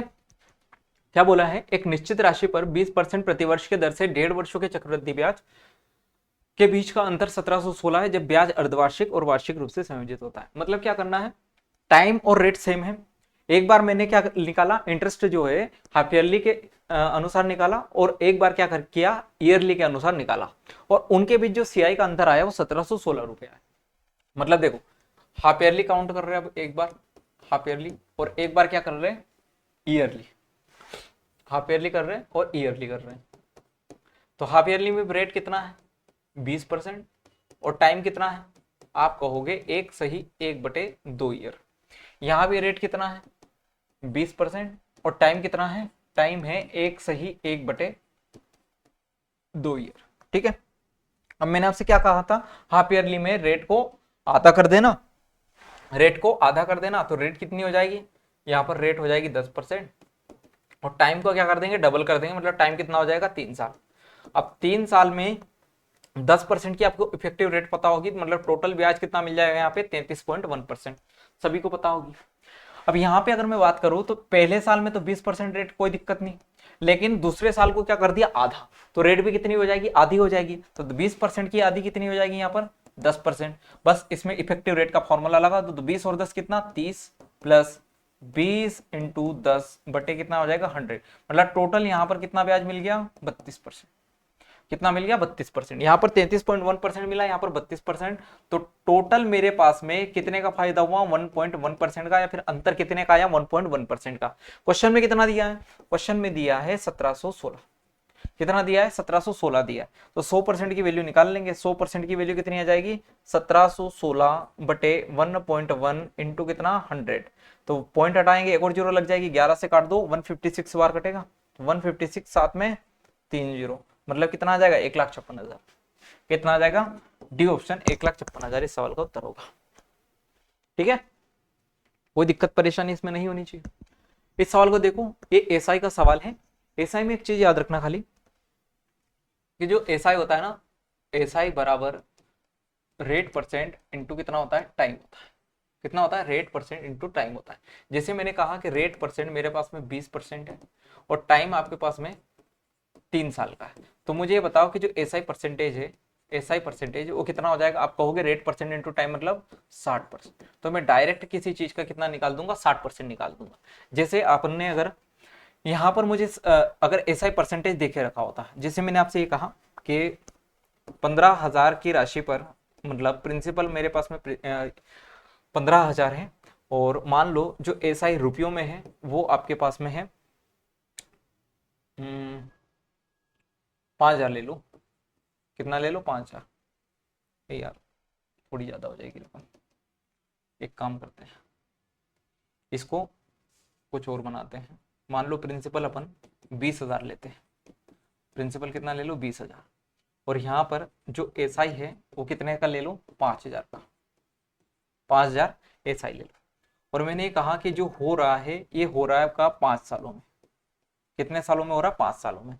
और रेट बताओ। तो आप क्या करोगे कि P बराबर SI PRT अपन 100 लगा देंगे। SI बराबर, मैं ये कह रहा हूँ कि मेरे पास में अगर 5,000 ब्याज मिल रहा है 20,000 पे, तो कितना मिल रहा है 5 चौक 20, 5 चौक 20 मतलब 25%। तो जो SI मिला है वो कितना मिला 25%। इसको मैं ऐसे लिख सकता हूँ ना कि जो SI है, SI परसेंटेज कि भाई 5,000 का ब्याज मिला है और किस पे मिला है, प्रिंसिपल पे। आप कहोगे सर 1 साल का निकालते हैं, मैं कह रहा हूँ कि टोटल निकाल लो, इंटू कितना हो जाएगा 100%। तो एक 2 जीरो से 2 जीरो कट गई, फिर 2 जीरो से 2 जीरो कट गई, और 50 का आधा कितना आ जाएगा 25%। मतलब एसआई परसेंटेज कितना निकल के आया 25%। अब मैंने क्या कहा था कि एसआई परसेंटेज बराबर क्या होता है रेट इंटू टाइम। तो इस बार एसआई परसेंटेज दिया है 25%, टाइम दे रखा है 5 और रेट निकालना है, तो 5 से काट दो कितना बन जाएगा 5%। तो मतलब मेरे पास में जो रेट निकल के आए वो कितनी आ गई 5%। बताओ, ठीक है। तो इससे आपका बहुत ज्यादा फायदा होगा और ऐसे अपन क्वेश्चन भी लिखेंगे, पता है, इस कंसेप्ट पे बेस्ड। अभी यहां पर देखो क्या दिया है, यदि एक निश्चित धनराशि पर 20 महीने के लिए 19.2 की वार्षिक दर से प्राप्त साधारण ब्याज और उसी राशि पर 15 महीने के लिए 11.2 की वार्षिक दर से प्राप्त साधारण ब्याज से 29.20 रुपए अधिक है। परसेंटेज में निकाल लेते हैं। क्या दिया है उसने, रेट जो दी है वो दी है 19.2 और यहाँ पर कितने महीने 20 महीने। इसको ईयर में बदलूंगा तो 20 बटे कितना हो जाएगा 12, और डिफरेंस दिया है किसके साथ में 11.2%, कितने महीने 15 महीने, तो 15 बटे कितना 12, और इनकी वैल्यू ही दी है उसने कितनी 2920। ठीक है, तो काट लेते हैं, काटेंगे तो पेन चेंज कर लेंगे भाई। तो 3 चौक 12, 3 से काटेंगे 3 चौक 18, 3 चौक 12, 4 से काट लो कितनी बार कट जाएगा 5 बार।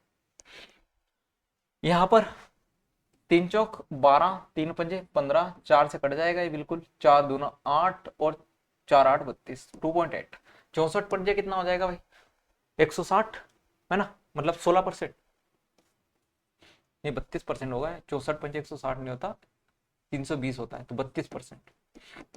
यहाँ पर 28 पंजे 140 मतलब कितना हो जाएगा 14%। इसकी वैल्यू कितनी दी है 2920 दी है, मतलब यहाँ पर कितना बनेगा 18%। 18% की वैल्यू 2920, 100% की वैल्यू निकालनी है, तो 2920 बटे कितना हो जाएगा 18 इंटू कितना 100।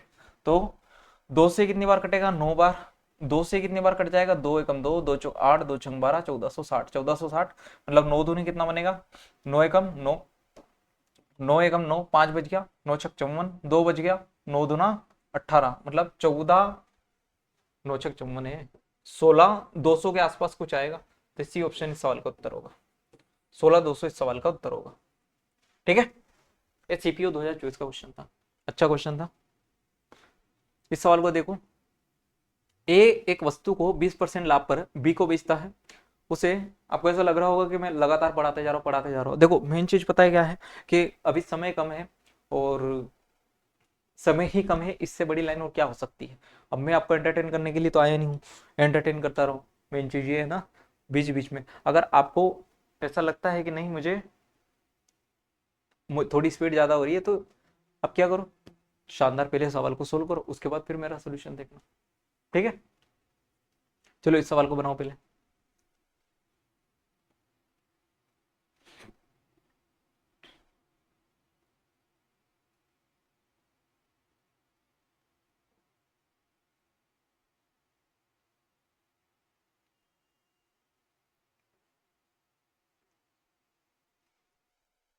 देखो क्या बोला है, ए एक वस्तु को 20% लाभ पर बी को बेचता है, बी उसे 10% लाभ पर सी को बेचता है। तो यहां से मेरे पास में ए और बी, ए और बी का रेशियो देखो कितना बनेगा 20% मतलब 5:6 का। बी और सी का रेशियो 10% है, मतलब कितना बन जाएगा 10:11 का। यहां पर जो सी है उसने क्या करा 1,32,000 पे करे, मतलब जो सी की वैल्यू है वो कितनी है 1,32,000, मतलब सीधा दिख रहा है 12 गुना है। कितने गुना है 12,000 गुना। तो इसको भी 12,000 गुना कर दो, कितना आ जाएगा 1,20,000। कितना आ जाएगा 1,20,000। और यहाँ पर अगर बी की वैल्यू 1,20,000 है तो कितने गुना है, सीधे सीधी दिख रही है 20,000 गुना, तो इसको भी 20,000 गुना कर दो, कितना आ जाएगा 1,00,000। कितना आ जाएगा 1,00,000 आ जाएगा। अब उसने क्या कहा कि अगर सी वही सामान ए से खरीदा होता, अगर ए से खरीदता हो तो क्या होता उसे, अभी उसने जितना पे करा है ना उसका 5% कम पे करना पड़ता, मतलब 1,32,000 की जगह उसको 95% पे करना पड़ता।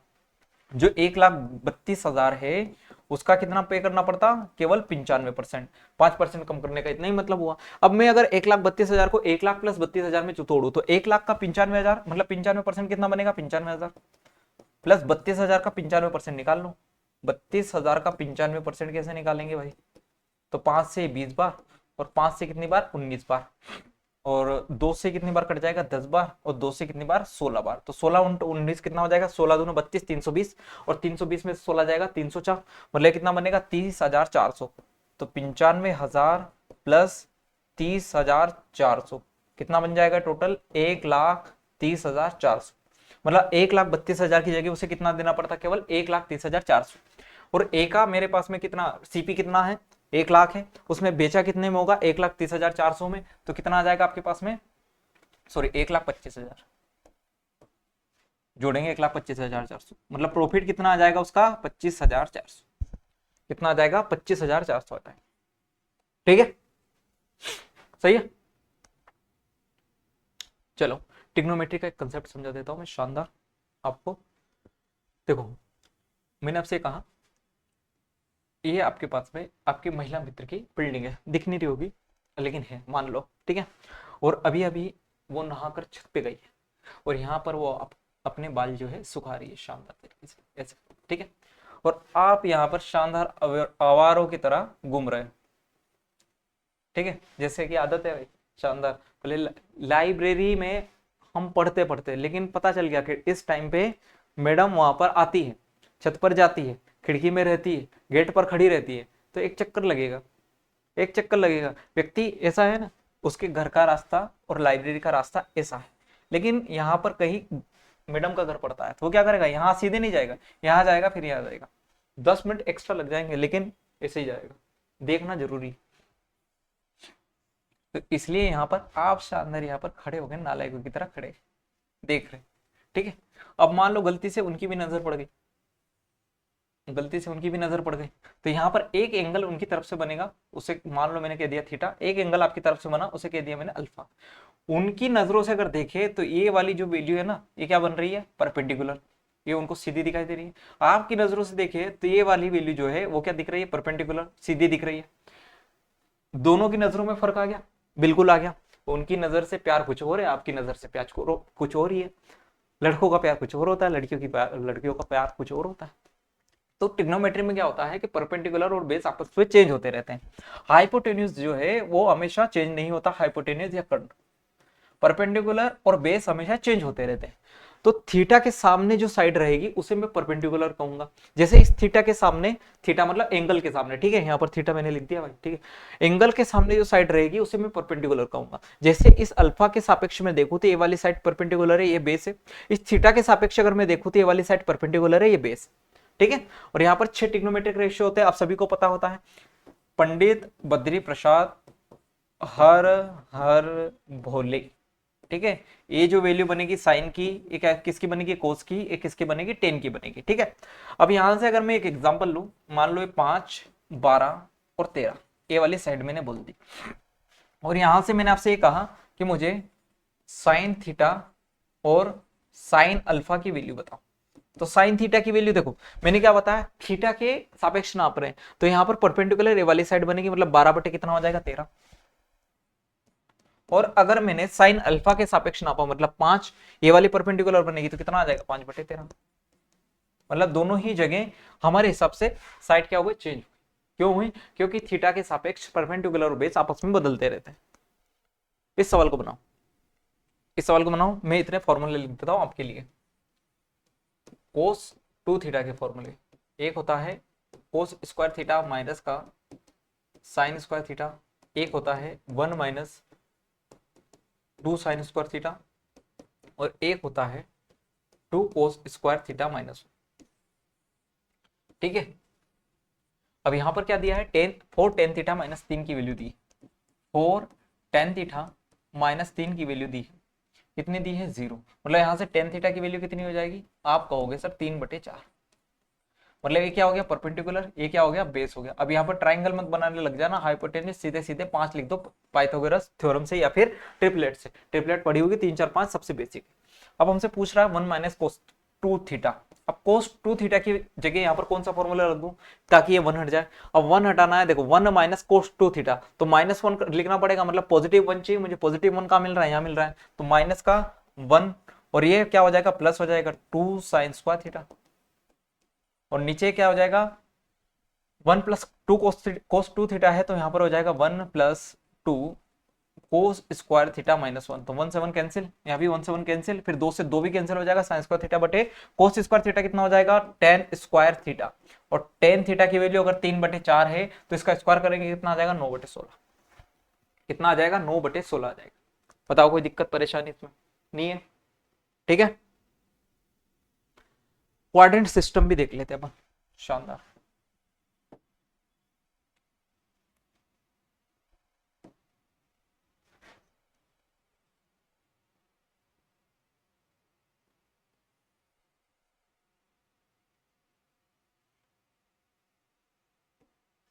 ठीक है, ये बना दिया अपन ने क्वाड्रेंट।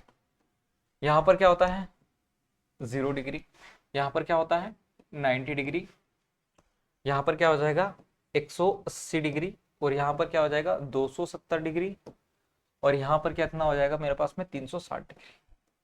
ठीक है, ये फिर घूम पर के कहां पे आ जाता है, 0 पे आ जाता है। 360 डिग्री का मतलब क्या होता है, अब यहां पर ये होता है ASTC, इसे या तो कह देते हैं अष्टक या फिर कहते हैं अमर सिंह टिकट चेकर, ऐसे करके याद रख सकते हैं। इसका मतलब क्या होगा, ए का मतलब ये होगा, ए का मतलब ये होगा कि सर इस वाले जो क्वाड्रेंट में, इसे फर्स्ट क्वाड्रेंट कहते हैं, ऑल पॉजिटिव होंगे। सेकंड क्वाड्रेंट में क्या होगा, साइन और कोसेक दोनों पॉजिटिव होंगे, बाकी सब नेगेटिव होंगे, चारों के चार। टी का मतलब ये हो गया कि जो टेन है और कोट है ये पॉजिटिव होगा, बाकी सब नेगेटिव हो जाएगा। सी का मतलब ये हो गया कि जो कोस है और सेक है ये दोनों पॉजिटिव होंगे, बाकी सब नेगेटिव हो जाएंगे। ठीक है, दूसरी चीज चेंज वाला रूल देख लो, 90 और 270 इस पे क्या होगा, चेंज होगी वैल्यू, 0, 180 और 360 इस पे क्या होगा, नो चेंज। ठीक है, और चेंज किस में होंगे वो भी बता देता हूं। साइन जो है, साइन चेंज होगा कोस में, और कोस चेंज होगा साइन में। टेन चेंज होगा कोट में, और कोट चेंज किस में हो जाएगा, टेन में। सेक चेंज होगा कोसेक में, और कोसेक चेंज होगा किसमें, सेक में। जैसे एग्जांपल ले लेता हूं मैं, साइन 90 माइनस थीटा। अब पहले ये देखना होता है कि 90 माइनस थीटा कौन से क्वाड्रेंट में, जैसे 90 डिग्री है, अगर मैं इधर आऊंगा तो 90 प्लस हो जाएगा, और पीछे जाऊंगा तो 90 माइनस हो जाएगा। अब ये वाला जो क्वाड्रेंट है 180 माइनस थीटा का भी है, तो जैसे इस 180 के सापेक्ष से देखूं मैं, तो ये वाला क्वाड्रेंट जो है 180 माइनस थीटा, इधर जाऊंगा तो 180 प्लस थीटा। अब जैसे 270 की बात करें तो 270 माइनस थीटा, 270 प्लस थीटा। अब साइन 90 माइनस थीटा का कहा है, तो मतलब फर्स्ट क्वाड्रेंट। फर्स्ट क्वाड्रेंट का मतलब क्या हुआ कि ऑल पॉजिटिव होंगे, मतलब साइन तो कैसा आ जाएगा, पॉजिटिव आ जाएगा। और यहां पर sine 90 minus theta, sine change होगा 90 पे, क्या होता है, चेंज होता है, और साइन किस में चेंज होता है, कोस में, तो यहां पर कितना आ जाएगा, कोस थीटा आ जाएगा। ठीक है, अब मैंने आपसे कह दिया 10 180 माइनस थीटा। ठीक है, 180 माइनस थीटा का मतलब क्या है, फर्स्ट क्वाड्रेंट, और फर्स्ट क्वाड्रेंट में 10 क्या होगा, नेगेटिव होगा। सेकंड क्वाड्रेंट में 10 क्या होगा, नेगेटिव होगा। और 180 पे चेंज होता है क्या, नहीं होता, मतलब क्या हो जाएगा, माइनस का tan थीटा। बताओ, ठीक है।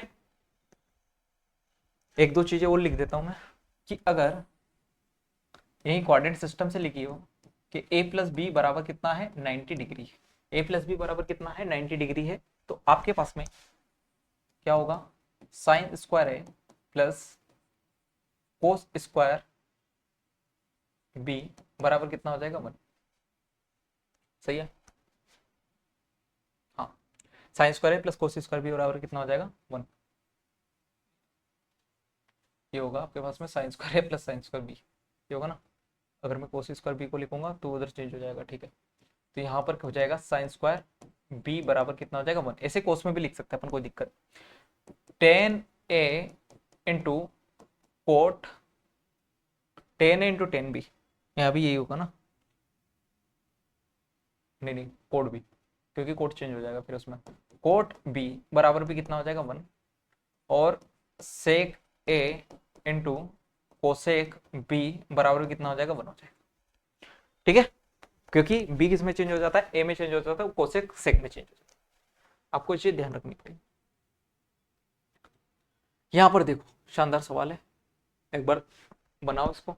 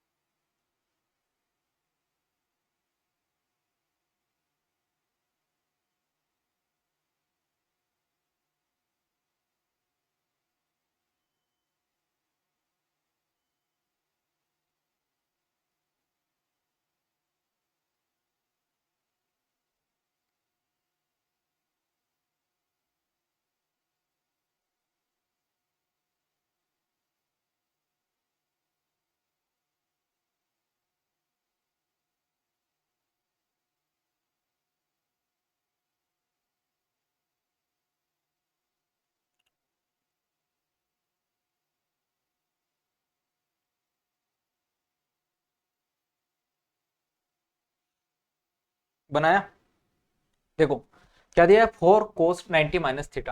अब 4 कोस 90 माइनस थीटा है, तो अभी क्या बताया था मैंने, 90 माइनस थीटा मतलब फर्स्ट क्वाड्रेंट, तो का कोस का में चेंज हो जाएगा साइन में, तो 4 कितना आ जाएगा ये sine theta into sine cube 90 plus theta. Sine तो क्या होता है प्लस ही होता है, लेकिन साइन चेंज किस में हो जाएगा कोस में, तो cos cube theta minus 4 sine 90 minus theta, 90 plus theta मतलब 4 कोस कितना हो जाएगा थीटा हो जाएगा, और इसकी जगह कितना हो जाएगा साइन क्यूब थीटा हो जाएगा। ठीक है, नीचे की अगर अपन बात करें तो नीचे क्या है, कोस 180 प्लस 8 थीटा बटे 2, तो मैं इसको एक लिख रहा हूं, 2 का भाग दोनों में दे दो, तो 90 प्लस कितना हो जाएगा, ये 4 थीटा हो जाएगा कि नहीं हो जाएगा, और 90 प्लस 4 थीटा का मतलब कितना हो जाएगा आपके पास में, देखो 90 प्लस थीटा मतलब माइनस कोस किस में होता है, माइनस में होता है, क्योंकि सेकंड क्वाड्रेंट में आपके पास में केवल साइन प्लस में होता है, तो कोस साथ में कितना आ जाएगा sine 2 theta 4 theta, sorry sine 4 theta, कितना आ जाएगा साइन 4 थीटा। तो यहाँ पर लिख देते अपन, कोई दिक्कत नहीं, यहाँ पर लिख देंगे अपन माइनस का साइन 4 थीटा। अब आपको एक बात समझनी पड़ेगी कि यहाँ से साइन 2 थीटा का जो फॉर्मूला होता है, साइन 2 थीटा का वो होता है 2 sign theta into cos theta. यहाँ पर एंगल जो 2 है वो आगे आ जाता है, और एंगल मेरे पास में क्या हो जाता है आधा हो जाता है। तो यहां से अगर मैं 4 sign theta into cos theta common ले लू, तो कोष्टक में मेरे पास में कितना बच जाएगा, आप कहोगे सर कोस स्क्वायर थीटा, और साथ में कितना बच जाएगा माइनस का साइन स्क्वायर थीटा, और नीचे कितना हो जाएगा माइनस का साइन 4 थीटा का मतलब हो जाएगा माइनस का 2 sine 2 theta into cos 2 theta, ये बच जाएगा। अब यहां से अगर मैं दो इसको दे दूं, तो 2 sign theta into cos theta मतलब कितना बन जाएगा साइन 2 थीटा, ये वाला फॉर्मूला लगा दिया, और cos square theta minus sine square theta मैंने क्या बताया था, फॉर्मूला होता है कोस 2 थीटा का, कितना होता है फर्स्ट फॉर्मूला होता है कि नहीं होता है, और बटे में कितना है अपने पास में माइनस का 2 sine 2 theta into cos 2 theta. देखो सेम वैल्यू है, कट जाएगी, -1 बचेगा केवल, -1 इस सवाल का उत्तर होगा। ट्रिग्नोमेट्री में कुछ नहीं, आपको फॉर्मूले याद रखने हैं और कोऑर्डिनेट सिस्टम याद रखना है, आपका आधा काम बन जाएगा। ठीक है, आगे चलते हैं। अब यहां पर क्या दिया है, कोसिक 31 माइनस का सेक 59 और साइन 18 बटे कोस 72। अब देखो मैंने क्या बताया था, ए प्लस बी आपके पास में 90 डिग्री बनने चाहिए, उसके बाद में सेम वैल्यू बन जाती है, जैसे 31 और 59 मेरे पास में 90 बन गया, तो मैं इसको काट के लिख सकता हूं कोसेक 31, और कोसेक 31 बन गया मतलब पूरी वैल्यू क्या हो जाएगी, पूरी कोष्टक की वैल्यू 0 हो जाएगी, पूरे कोष्टक की वैल्यू ही क्या हो जाएगी, अगर ऊपर 0 बन गया तो 0 ही हो जाएगी। बस मुझे इसको सोल्व करना है, 10 30 प्लस 10 15 बटे 1 माइनस का 10 30 इंटू 10 15। आपके पास में जो 10 ए प्लस बी का जो फॉर्मूला होता है वो होता है 10 ए प्लस 10 बी बटे 1 माइनस का 10 ए इंटू 10 बी। ठीक है, ये फॉर्मूला होता है tan a प्लस बी का। तो tan a प्लस बी का फॉर्मूला यहाँ पर बन रहा है tan 30 प्लस tan 15, मतलब कि tan 45, और tan 45 की वैल्यू कितनी होती है, 1 होती है। बताओ, ऑब्जर्वेशन का बस सवाल था। चले आगे, इसमें देखेंगे general introduction of triangle. Triangle आपके पास में कितने प्रकार के होते हैं, आप सभी को पता है। 3 प्रकार कोणों के बेस पे होते हैं, एक्यूट एंगल, राइट एंगल और ऑब्ट्यूज एंगल। उसके बाद में 3 प्रकार के साइड के अकॉर्डिंग होते हैं। साइड के अकॉर्डिंग कौन कौन से होता है आपके पास में, स्केलेन ट्राइंगल हो गया आपके पास में, इक्विलेटरल हो गया, और उसके बाद आइसोस्केलस हो गया। तो जो 2 इंपॉर्टेंट ट्राइंगल है वो मैं आपके पास में यहाँ पे डिस्कस कर लेता हूँ। जैसे जनरल इंट्रो की बात करें अपन, तो अपने पास में सामने एक ट्राइंगल है, ठीक है, ए बी सी, यहाँ पर 6 के 6 ट्राइंगल आ जाएंगे, ठीक है भाई। अगर मैं ए के सामने की साइड ए बोलूँ, इसके सामने की साइड बी और सी के सामने की साइड सी, तो मैंने ये कहा कि जो 2 साइड का सम है वो हमेशा तीसरी साइड से बड़ा होता है और इनका डिफरेंस तीसरी साइड से छोटा होता है। ये वाली चीज हमेशा याद रखना, इस पे बहुत सारे सवाल बनते हैं। तीनों एंगल का सम 180 डिग्री होता है, ये सभी को पता है, कोई दिक्कत नहीं है। उसके बाद में अगर मैं यहाँ पर और कुछ एरिया की बात करें, तो एरिया बराबर कितना होता है, एरिया बराबर होता है हाफ बेस इंटू हाइट, या फिर आपके पास में हीरोन्स फॉर्मूला भी लगा सकते हो। हीरोन्स फॉर्मूला क्या होता है, एस कोष्टक में s minus a, s minus b, s minus c, और यहाँ पर एस क्या है, एस है आपके पास में ए प्लस बी प्लस सी बटे 2, ठीक है। कोई दिक्कत परेशानी इसमें नहीं होनी चाहिए। अगर अपन, ठीक है, इतनी सारी चीजें काफी है, बता देता हूँ। यदि किसी त्रिभुज के बजाय 7, 12 और x है, तो x एक पूर्णांक है, तो x के सभी संभावित मानों की संख्या ज्ञात करो। अब यहाँ पर मैंने क्या बताया था कि जो तीसरे साइड है वो दोनों साइड के सम और डिफरेंस के बीच में होनी चाहिए। मतलब 12 और 7 19 से क्या होगी, छोटी हो बड़ी, हाँ छोटी होगी, और 12 माइनस 7 मतलब 5 से क्या होगी, बड़ी होगी। तो आपको x का मान का पता लगाना, मतलब x का मान जो है 19 से छोटा होगा और 5 से क्या होगा, बड़ा होगा। तो यहाँ पर कुछ नहीं करना, 19 x का मान निकालने के लिए जो 19 है, 5 में से एक बड़ा, मतलब 5 प्लस 1 कितना, 6, ये घटा दो, कितना आ जाएगा, 13। x की वैल्यू कितनी आ जाएगी, 13। और अगर पॉसिबल ट्रायंगल पूछता तो भी कितना ही आता, 13 ही आता, x के बराबर, ठीक है। त्रिभुज ABC में D BC का मध्य बिंदु है। D क्या है, BC का मध्य बिंदु।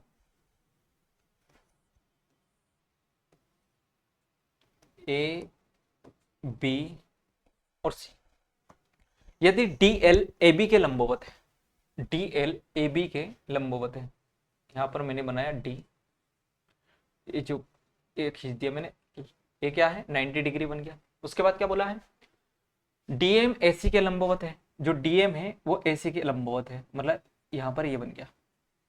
अब उसने क्या बोला है, तो त्रिभुज होगा, हमें बताना है कि जो ट्रायंगल ABC है ना, ये क्या होगा। अगर मैं इसको इससे मिला दूं तो मेरे पास में जो ट्रायंगल बना ये आधा आधा बन जाएगा।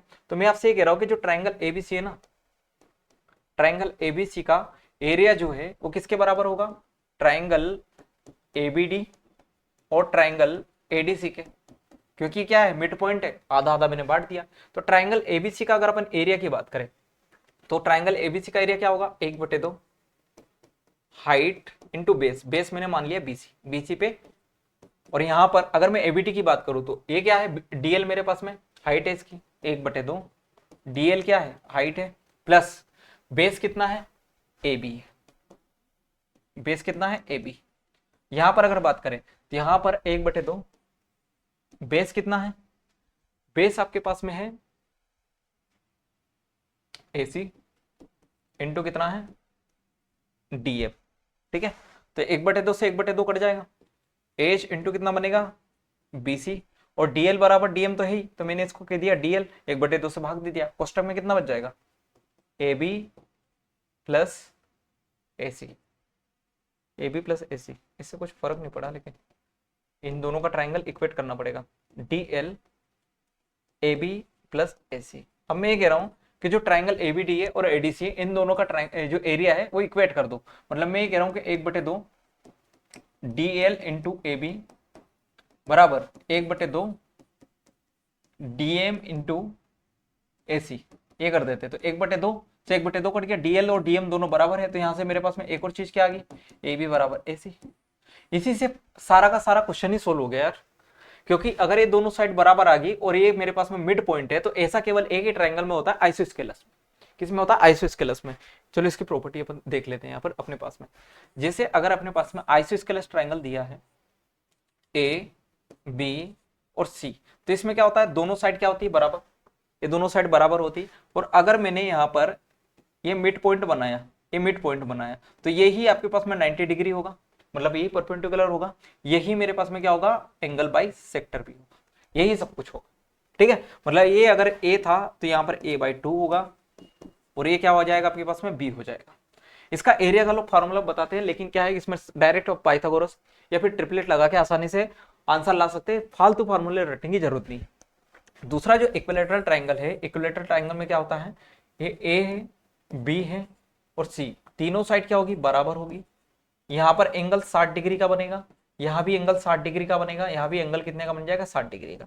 इसकी जो हाइट होती है, इसकी हाइट जो होती है वो होती है अंडर रूट ऑफ 3/2 इंटू ए, और इसका जो एरिया होता है, एरिया वो होता है under root of 3/4 into A square. ठीक है, इतनी बातें दोनों की याद रखना। तो यहाँ पर जो मेरे पास में जो ट्राइंगल बना वो क्या बनेगा? Isosceles triangle. अगर राइट एंगल ट्राइंगल की बात करें तो राइट एंगल ट्राइंगल में क्या होता है? एक एंगल 90 डिग्री का होता है। ऑब्टयूज एंगल इतना काम आता है नहीं, इक्विलेटरल ट्राइंगल मैंने आपको बता दिया, ठीक है। क्लासिफिकेशन ऑफ नंबर, अब नंबर की अपन बात कर लेते हैं। क्लासिफिकेशन, नंबर्स अपने पास में कितने प्रकार के होते हैं? अगर मैं एग्जैक्ट नंबर्स की बात करूं तो नंबर क्या हो सकते हैं अपने पास में? दो प्रकार के नंबर होते हैं, एक होता है रियल नंबर, एक होता है अपने पास में इमेजिनरी नंबर। रियल नंबर क्या होंगे? रियल नंबर वो जिनका जो है स्क्वायर नेगेटिव नहीं हो सकता। यहाँ पर आई स्क्वायर बराबर -1, आई स्क्वायर बराबर क्या होता है? -1 होता है।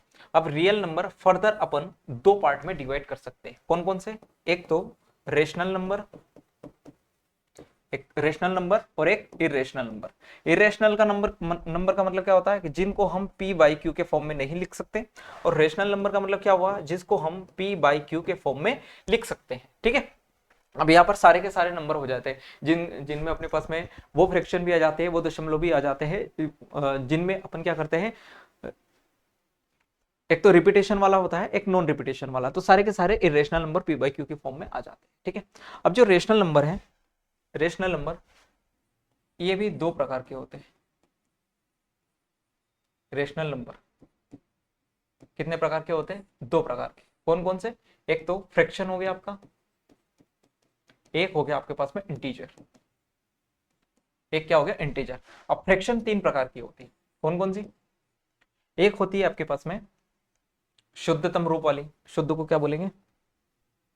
प्रॉपर। एक हो जाएगी आपकी प्रॉपर फ्रैक्शन, एक हो जाएगी आपकी इम्प्रॉपर फ्रैक्शन, एक हो जाएगी मिक्स फ्रैक्शन। प्रॉपर फ्रैक्शन का मतलब क्या हुआ? 3/4, जिसका आपके पास में अंश हमेशा हर से छोटा होगा। इम्प्रॉपर भिन्न का मतलब क्या हुआ? इम्प्रॉपर फ्रैक्शन का मतलब जैसे मैंने कहा 7/5, मतलब जो इसका अंश है वो हर से क्या हो गया? बड़ा हो गया। मिक्स फ्रैक्शन का मतलब क्या हुआ? 3 से ही 1/2, ये आपका मिक्स फ्रैक्शन हो जाएगा। और इंटीजर का मतलब क्या हुआ? इंटीजर का मतलब पूर्णांक। इंटीजर को ही क्या कहते हैं? पूर्णांक होते हैं। अब इंटीजर आपके पास में फर्दर दो भागों में डिवाइड हो सकते हैं, तीन भागों में। यहाँ पर नहीं है, कोई बात नहीं, अपन शानदार क्या करेंगे, इसका कॉपी कर लेते।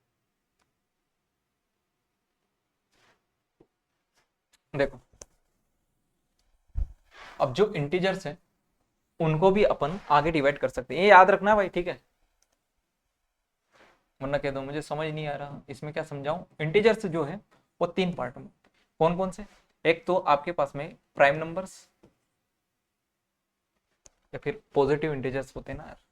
इंटीजर्स जो है, इंटीजर जो है वो आपके पास में एक होता है पॉजिटिव इंटीजर, एक होते हैं पॉजिटिव इंटीजर्स, दूसरा होता है जीरो, और तीसरा होता है नेगेटिव इंटीजर्स। कौन से होते हैं? Negative integers. पॉजिटिव इंटीजर जो होते हैं वो होते हैं आपके पास में 1 से लेके प्लस अनंत तक, मतलब अनंत तक जितना भी जा रहा है। और जो नेगेटिव इंटीजर है वो माइनस अनंत से लेके कहां तक होते हैं? -1 तक, और यहाँ पर 0 हो गया। जो होल नंबर है, होल नंबर होते हैं 0 से लेके अनंत तक। और आपके पास में केवल नेचुरल नंबर जो है, नेचुरल नंबर होते हैं 1 से लेके अनंत तक। नेचुरल नंबर में 0 को काउंट नहीं करा जाता, ठीक है। अब फर्दर जो पॉजिटिव इंटीजर है, पॉजिटिव इंटीजर, इनको 3 हिस्सों में डिवाइड कर देते हैं। कौन कौन सा? एक प्राइम नंबर, दूसरा 1 और तीसरा कंपोजिट नंबर। 1 जो है ना तो प्राइम है ना ही कंपोजिट है। प्राइम नंबर का मतलब क्या होता है? जिनके केवल 2 फैक्टर। कितने? 2 फैक्टर। एक तो 1 और एक स्वयं संख्या। जैसे मैंने कहा 2 फैक्टर का मतलब इसका एग्जांपल क्या होगा? 3, 2, 3, 5, 7। अब इनको केवल या तो 2 काट सकता है, 2 को 2 काट सकता है, या फिर 1 काट सकता है। 3 को केवल 3 काट सकता है, 1 काट सकता है, कोई भी नहीं होगा।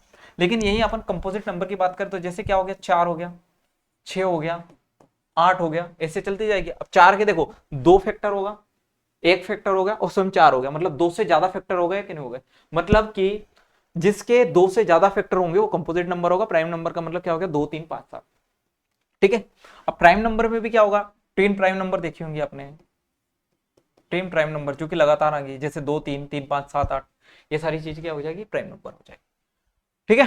ये प्राइम नंबर की अपने पास में डिफिनेशन भी हो गई, सारी चीजें। अब क्या बोला उसने? एक्स, वाई और जेड। इस क्वेश्चन को देखो ध्यान से। एक्स, वाई और जेड अभाज्य संख्या है और x plus y plus z बराबर 38। अगर किन्हीं भी प्राइम नंबर्स का सम आपके पास में ओड प्राइम नंबर्स है और उनका सम, जैसे ओड प्राइम नंबर्स का मतलब 1 हो गया, 3 हो गया, 5 हो गया, 7 हो गया, इनका सम आपके पास में क्या आ रहा है? सम आ रहा है, सम आ रहा है। नंबर ऑफ प्राइम नंबर्स अगर विषम है, नंबर ऑफ प्राइम नंबर्स मतलब जैसे 3, 5, 7, लेकिन उनका जो सम दे रखा है ना, वो जैसे जो सम दे रखा है वो क्या दे रखा है आपके पास में? इवन देके रखा है, इवन देके रखा है सम। सम इवन देके रखा है, इसका मतलब है कि उसमें जो है 2 कहीं ना कहीं पर इन्वॉल्व है, 2 कहीं ना कहीं पर इन्वॉल्व है। एकमात्र जो सम संख्या है और वो प्राइम है वो केवल 2 है। बाकी की सभी जो प्राइम नंबर मिलेंगे वो आपको पास में विषम ही मिलेंगे।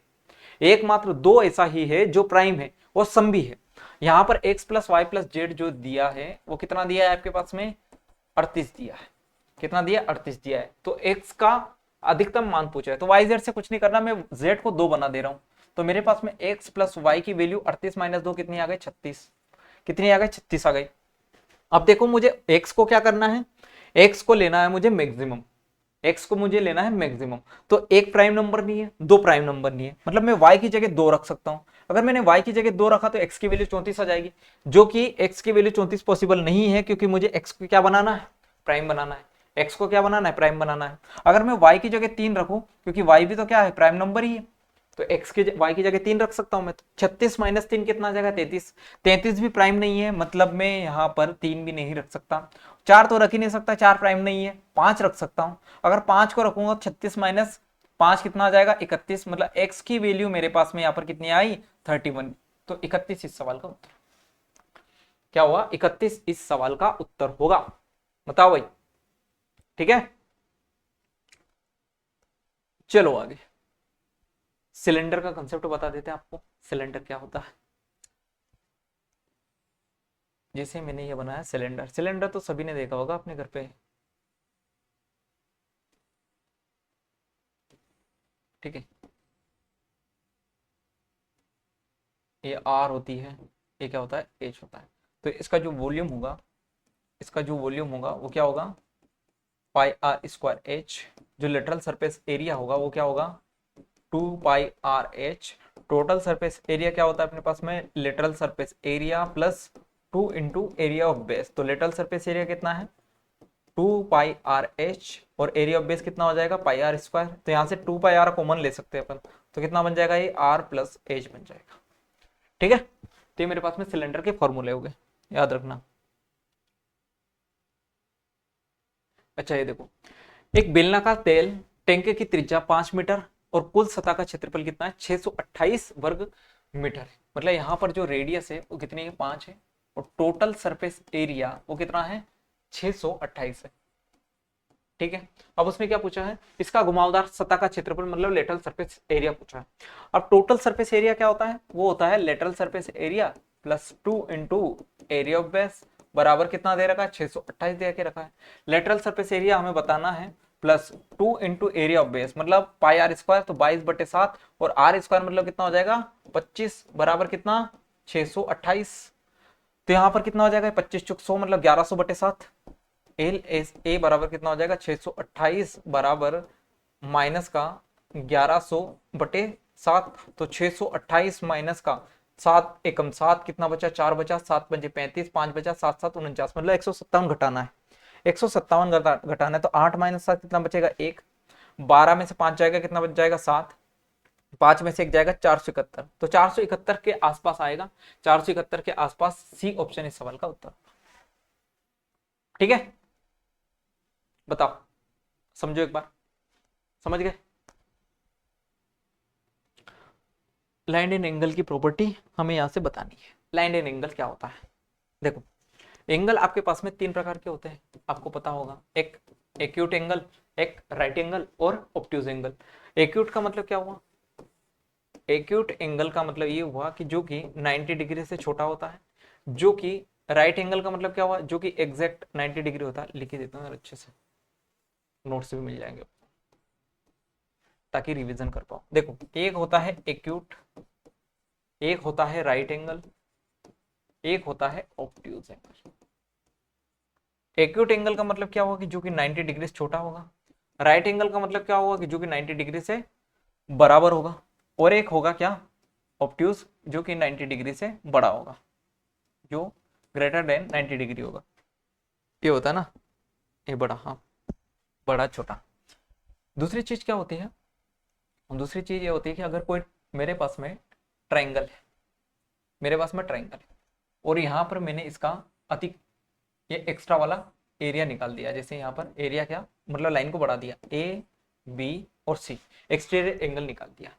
तो जो दो एंगल है, दो एंगल मान लो ये थीटा है, ये अल्फा है, इनके इंटीरियर एंगल का सम इसके एक्सटीरियर एंगल के सम के बराबर होगा। मतलब यहाँ पर कितना बनेगा, थीटा प्लस अल्फा बनेगा।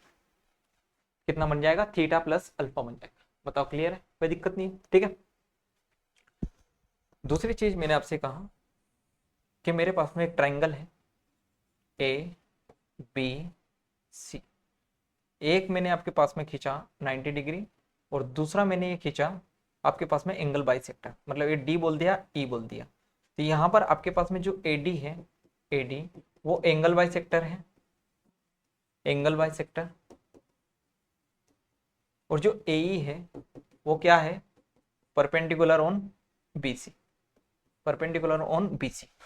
तो आपके पास में जो ए वाला ट्रायंगल बनेगा, ये वाला, वो क्या बनेगा, एंगल ई ए डी बराबर बनेगा आपके पास में एंगल बी माइनस का एंगल सी मोड में, और इसका कितना बन जाएगा, आधा बनेगा।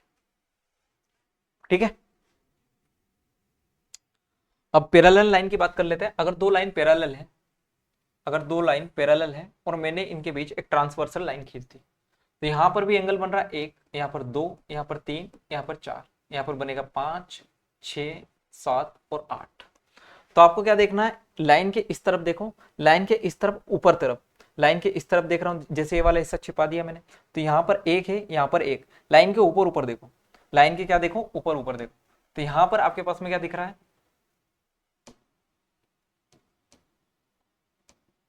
ठीक है, ऊपर यहाँ पर एंगल एक दिख रहा है, एंगल 5 दिख रहा है। तो मतलब एंगल एक और एंगल क्या, 5 बराबर होंगे। उसके बाद नीचे देख लो, तो नीचे 2 है, यहाँ पर 6 है, तो ये जो एंगल 2 है और एंगल 6 ये भी बराबर होंगे। यहाँ पर एंगल 4 है और एंगल 8 है, दोनों बराबर होंगे। और एंगल 3 और एंगल 7 ये क्या होंगे, बराबर होंगे। ठीक है, इनको कहते हैं करस्पॉन्डिंग एंगल।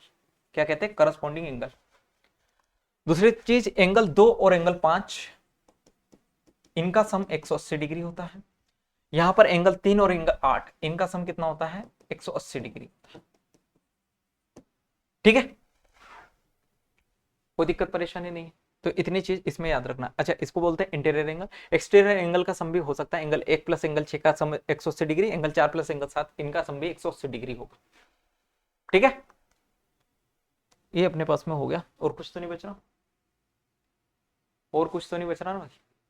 ठीक है, लाइन एंड एंगल में इतनी सारी चीजें। और दूसरी चीज, अगर दो लाइन पैरेलल है, ये बोला मैंने, दो लाइन पैरेलल है, यहाँ पर मैंने ऐसे खींच दिया, तो इनका जो रेशियो है ना वो बराबर होगा। मतलब यहाँ पर ए है, यहाँ पर बी है, यहाँ पर सी है, यहाँ पर डी है, तो ए बटे बी बराबर क्या होगा, सी बटे डी।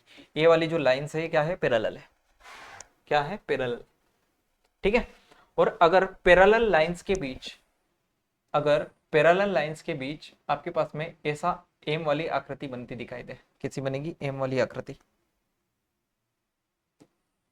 जैसे ये ऐसे जा रही है,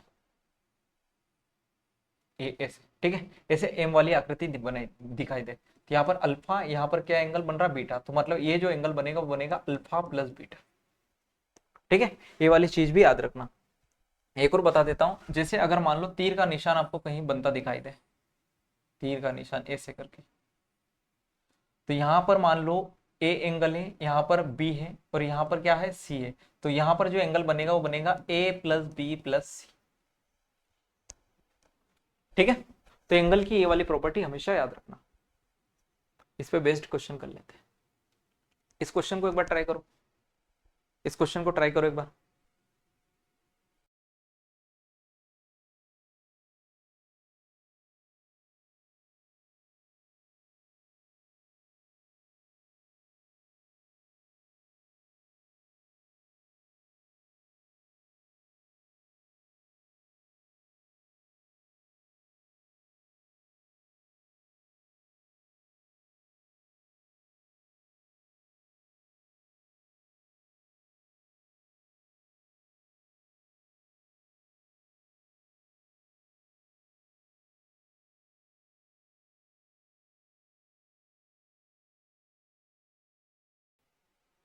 हेलो,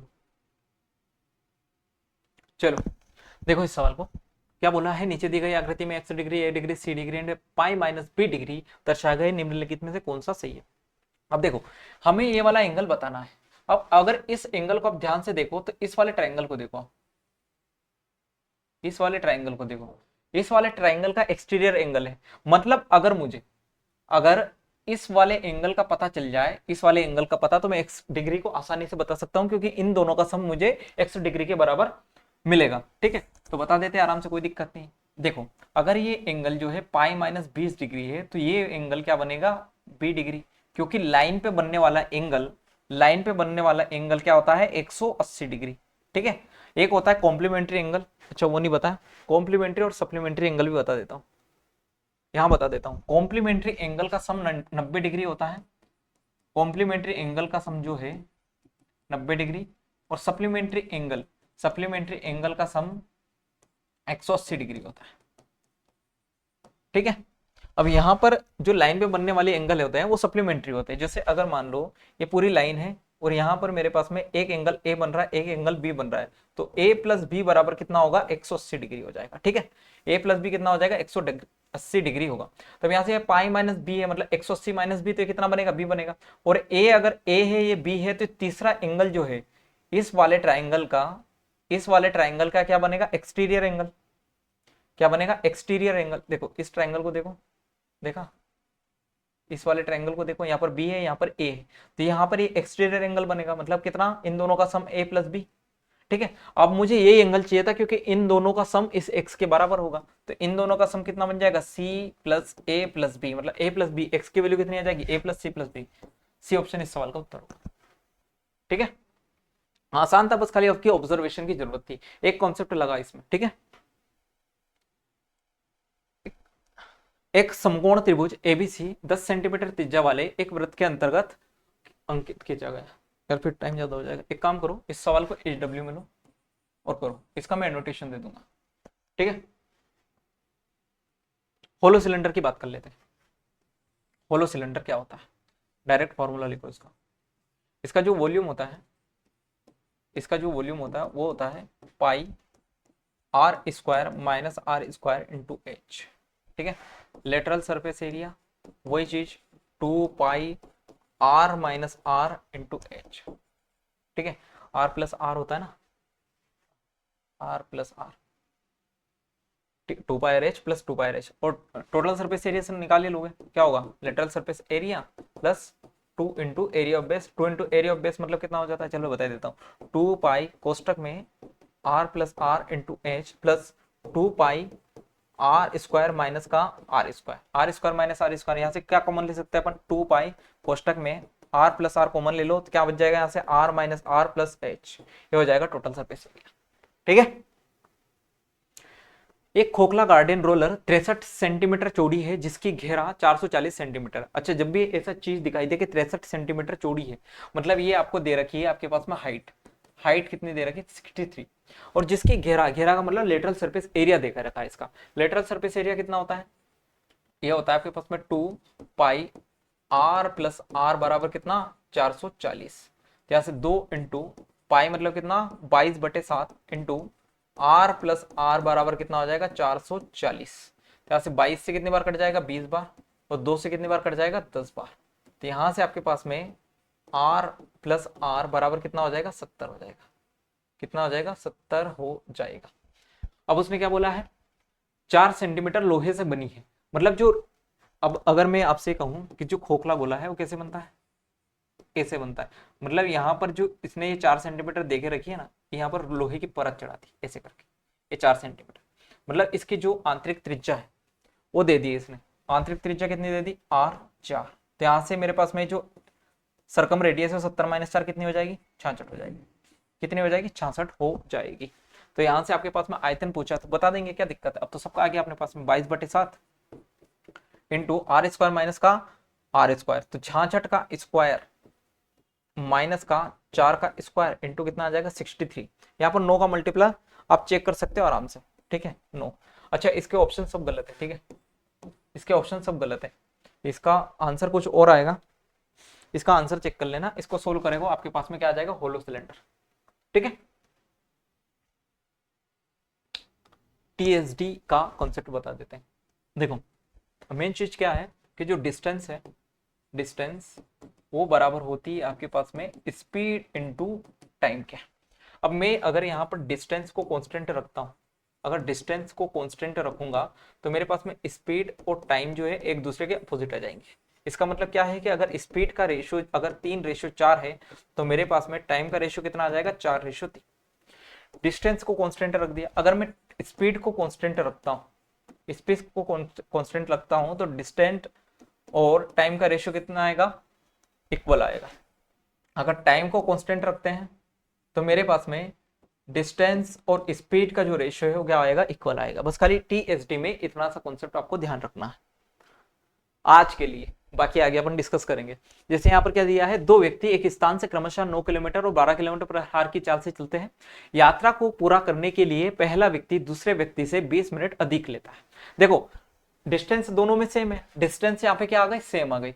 अगर डिस्टेंस सेम है तो पहले व्यक्ति और दूसरे व्यक्ति की स्पीड का रेशियो कितना है 9:12 का। कितने का है 9:12 का। अगर काटेंगे कितना आ जाएगा 3:4 का। ये क्या बना स्पीड का रेशियो। अगर स्पीड का रेशियो ये है तो टाइम का रेशियो कितना लगेगा 4:3। इसको कितना एक्स्ट्रा लग रहा है, एक क्वेश्चन में कितना दिया है 20 मिनट, तो कितने गुना वैल्यू है ये, आप कहोगे सर 20 गुना वैल्यू। अगर ये 20 गुना है तो इसको भी 20 गुना कर दो, कितना आ जाएगा 80, और इसको भी कितने गुना कर दो 20 गुना, कितना आ जाएगा 60। उसने क्या पूछी है डिस्टेंस पूछी है, तो दोनों में से किसी एक से निकाल दो। ये 12 की स्पीड से 60 मिनट चला मतलब 12 किलोमीटर, ये 9 की स्पीड से 80 मिनट चला, यहाँ भी 12 किलोमीटर। दोनों ही स्थिति में क्या होगा 12 किलोमीटर आएगा। मतलब जो डिस्टेंस है वो क्या होती है स्पीड इंटू टाइम होता है।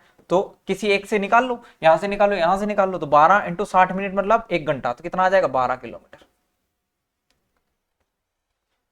इसको देखो रेशियो दिया है, रेशियो को इक्वल कर लेंगे, क्या दिक्कत है इसमें। देखो रेशियो इक्वल करना दिखा दिया इसमें भाई, रेशियो का बेसिक कंसेप्ट बता दिया। 2:3, B/C कितना है 2:3 है। कुछ ही मत करो, 2 का मल्टीप्लाई कर दो, यहाँ पे 3 का मल्टीप्लाई कर दो, तो आपके पास में कितना आ जाएगा A/B/C। तो 2 का मल्टीप्लाई करो कितना आएगा 6, 4 6, और यहाँ पर कितना आ जाएगा 9 आ जाएगा। तो 3A², तो 3A² का मतलब 3 × 16 प्लस B² मतलब कितना 36 माइनस का C² मतलब कितना 81। रेशियो A² का मतलब कितना आ जाएगा 16 प्लस 2B² मतलब 36 का डबल कितना 72, और माइनस C² मतलब कितना 81। कर लो देखो 16 × 48 और 36 कितना हो जाएगा आपके पास में 48 और 36 हो जाएगा 84, है ना, क्या आ जाएगा 3। 84 माइनस 81 3। 16 और 72, 16 और 72 कितना आ जाएगा आपके पास में 16 और 72 88, 88 माइनस 81 कितना आ जाएगा 7। तो 3:7 इस सवाल का उत्तर होगा। ठीक है, आसान सवाल था, इसमें तो कोई बताना नहीं था। अच्छा A+B का होल स्क्वायर, अगर मैं आपसे कहा कि अगर A+B का होल स्क्वायर जो होता है वो होता है A² + B² + 2AB, ये सभी को पता होगा। अगर मैंने आपसे कहा कि A - B का होल स्क्वायर जो होता है वो होता है A + B a square plus b square minus का 2ab। अगर मैंने a प्लस बी के होल स्क्वायर को जोड़ दिया, a प्लस बी का होल स्क्वायर और a माइनस बी के होल स्क्वायर को जोड़ा, तो आपके पास में जो रिजल्ट बनता है वो बनता है 2a square plus b square. और अगर मैंने a प्लस बी के होल स्क्वायर में से a माइनस बी का होल स्क्वायर घटा दिया तो आपके पास में जो रिजल्ट आता है वो आता है 4ab। ठीक है, अगर मैं a प्लस बी निकालू a माइनस बी के होल स्क्वायर से तो आपके पास में आएगा a माइनस बी के होल स्क्वायर में कितना जोड़ दो 4ab। अगर मैं a माइनस बी निकालना चाहूं तो आपके पास में आएगा a प्लस बी के होल स्क्वायर में से 4ab घटा दो। ठीक है, ये आप a प्लस बी का होल स्क्वायर को ये दोनों पता होंगे, लेकिन ये चारों फॉर्मूले भी आपको ध्यान होने चाहिए। ठीक है, यहां से देखो स्क्वायर बना नहीं है, x बराबर जो दिया है वो कितना दिया है रूट, देखो मल्टीप्लाई करता हूं 2 दूना 4 रूट 7, 4 प्लस रूट 7 बटे कितना 2 माइनस का 2 दूना 4 माइनस का रूट 7 बटे कितना 2। देखो अगर मुझे a प्लस बी का होल स्क्वायर बनाना है ना, a प्लस बी का होल स्क्वायर, तो 2ab मुझे लास्ट में चाहिए और यहाँ पर 2ab मुझे कहीं दिख नहीं रहा, तो मतलब ऊपर नीचे मुझे 2 का मल्टीप्लाई करना पड़ेगा दोनों जगह, यहाँ भी यहाँ भी। तो यहाँ पर कितना हो जाएगा आपके पास में, यहाँ पर आ जाएगा 2 चौक 8 प्लस 2 रूट 7 और बटे कितना बनेगा 4 माइनस का यहाँ पर कितना आ जाएगा 2 चौक 8 माइनस का 2 रूट 7 और बटे कितना 8। अब बस कुछ नहीं करना, जिसके साथ 2 है ना उसको देखो, जैसे यहाँ पर 2 किसके साथ है 2 रूट 7 है, तो ये जो रूट 7 है ना इसको a square plus b square में तोड़ना है, मतलब रूट 7 ही क्या है आपका, रूट 7 ही ab है, मतलब 2ab ऐसे करके लिखा, तो ab रूट 7 तो लिखा, साथ में कितना आ जाएगा 1, तो मतलब जो ये लिखा है ना ये लिखा है रूट 7 इंटू 1, ये लिखा है 2 root 7 into 1, 2 into root 7 into 1 मतलब 2ab। अगर 2ab करने जाऊंगा मतलब a square plus b square निकालने जाऊंगा तो यहाँ पर कितना बनेगा 7 प्लस 1 बराबर 8, मतलब जो 8 है क्या है a square plus b square, a square plus b square है मेरे पास में। ठीक है, मतलब अगर मैं इसको ऐसा लिखना चाहूँ 8 प्लस 2 रूट 7 को क्या लिख सकता हूं मैं, रूट 7 का होल स्क्वायर प्लस 1 का whole square plus 2 root 7 into 1, बताओ लिख सकता हूं, मतलब इसको मैं क्या लिख सकता हूं रूट 7 प्लस 1 का होल स्क्वायर। इतनी बात सभी को पता होगी और डिटेल में मैंने समझा दिया। तो यहाँ पर मुझे मेरे पास में ये कितना आ जाएगा रूट 7 प्लस 1 का होल स्क्वायर बटे 4 माइनस यहाँ पर कितना आ जाएगा, ये 4 है भाई, यहाँ पर ये कितना आएगा रूट 7 माइनस 1 का होल स्क्वायर बटे 4, बस खाली यहाँ पर क्या है माइनस लगा है, तो यहाँ पर रूट से ये कैंसिल हो जाएगा, यहाँ पे 4 से 2 बाहर निकलेगा, मतलब रूट 7 प्लस 1 बटे 2 ये माइनस रूट 7 माइनस 1 बटे 2, एलसीएम लेंगे कितना आ जाएगा 2 आ जाएगा, root 7 plus 1 minus root 7 plus 1, root 7 से रूट 7 2 बटे 2 मतलब कितना आ जाएगा बी ऑप्शन 1 इस सवाल का उत्तर। ठीक है, ये समझाने में थोड़ा सा मतलब लेंदी लगा होगा, बाकी आसान सवाल है, कोई दिक्कत नहीं है। x प्लस 1 बाई एक्स का कॉन्सेप्ट समझा देता हूं क्या होता है, x प्लस 1 बाई एक्स बराबर a हो तो आपके पास में x square plus 1 upon x square आप निकाल सकते हो कैसे, a स्क्वायर माइनस 2 से, x cube plus 1 upon x cube आप निकाल सकते हो कैसे, a क्यूब में से 3a घटा दो, और यहां से ही x माइनस 1 बाई एक्स भी निकाल सकते हो कैसे, a स्क्वायर में से 4 घटा के। ठीक है, अगर आपके पास में x माइनस 1 बाई एक्स बराबर a दे के रखा हो तो आप x square plus 1 upon x square निकाल सकते हो कैसे, a स्क्वायर में 2 जोड़ के। आप x cube minus 1 upon x cube निकाल सकते हो कैसे, a क्यूब में 3a जोड़ के, और आप x प्लस 1 बाई एक्स निकाल सकते हो कैसे, a स्क्वायर में 4 जोड़ के। क्लियर है, ठीक है, सवाल देख लेते हैं यहीं से। अच्छा रिवर्स भी जा सकते हैं अपन, जैसे अगर मेरे पास में x square plus 1 upon x square बराबर a दिया हो तो अब यहां से आप 2 जगह जा सकते हो, कहाँ का, x प्लस 1 बाई एक्स पे भी जा सकते हो, x माइनस 1 बाई एक्स पे भी जा सकते हो। अगर x प्लस 1 बाई एक्स पे जाना है तो आपको क्या करना पड़ेगा, a के स्क्वायर में 2 जोड़ दो, और यहाँ पर आपको क्या करना पड़ेगा, a के स्क्वायर में से 2 घटा दो, तो आपके x प्लस 1 बाई एक्स से रिलेटेड जितने भी फॉर्मूले थे सब हो गए। अच्छा स्पेशल केसेस होते हैं कि अगर x प्लस 1 बाई एक्स बराबर 1 हो तो आपके पास में आएगा एक्स क्यूब बराबर माइनस का 1, और अगर x प्लस 1 बाई एक्स बराबर माइनस 1 हो तो आपके पास में क्या आएगा एक्स क्यूब बराबर 1। अगर आपके पास में x प्लस 1 बाई एक्स बराबर 2 या -2 हो तो आपके पास में x बराबर 1 हो जाएगा, या फिर x बराबर कितना हो जाएगा -1। अगर x प्लस 1/x बराबर √3 हो तो आपके पास में x की पावर 6 बराबर होता है -1। ठीक है, ये भी ध्यान रखना, ये भी आ जाता है कभी कभी। जैसे यहाँ पर क्या दिया है, 3b² प्लस 1/243b² बराबर 139/36 दिया है। तो आपको चीज ध्यान रखनी है, मतलब जो निकालना वो ध्यान रखो और निकालो। मैं पानी पीता हूँ, बहुत लंबा वीडियो हो गया।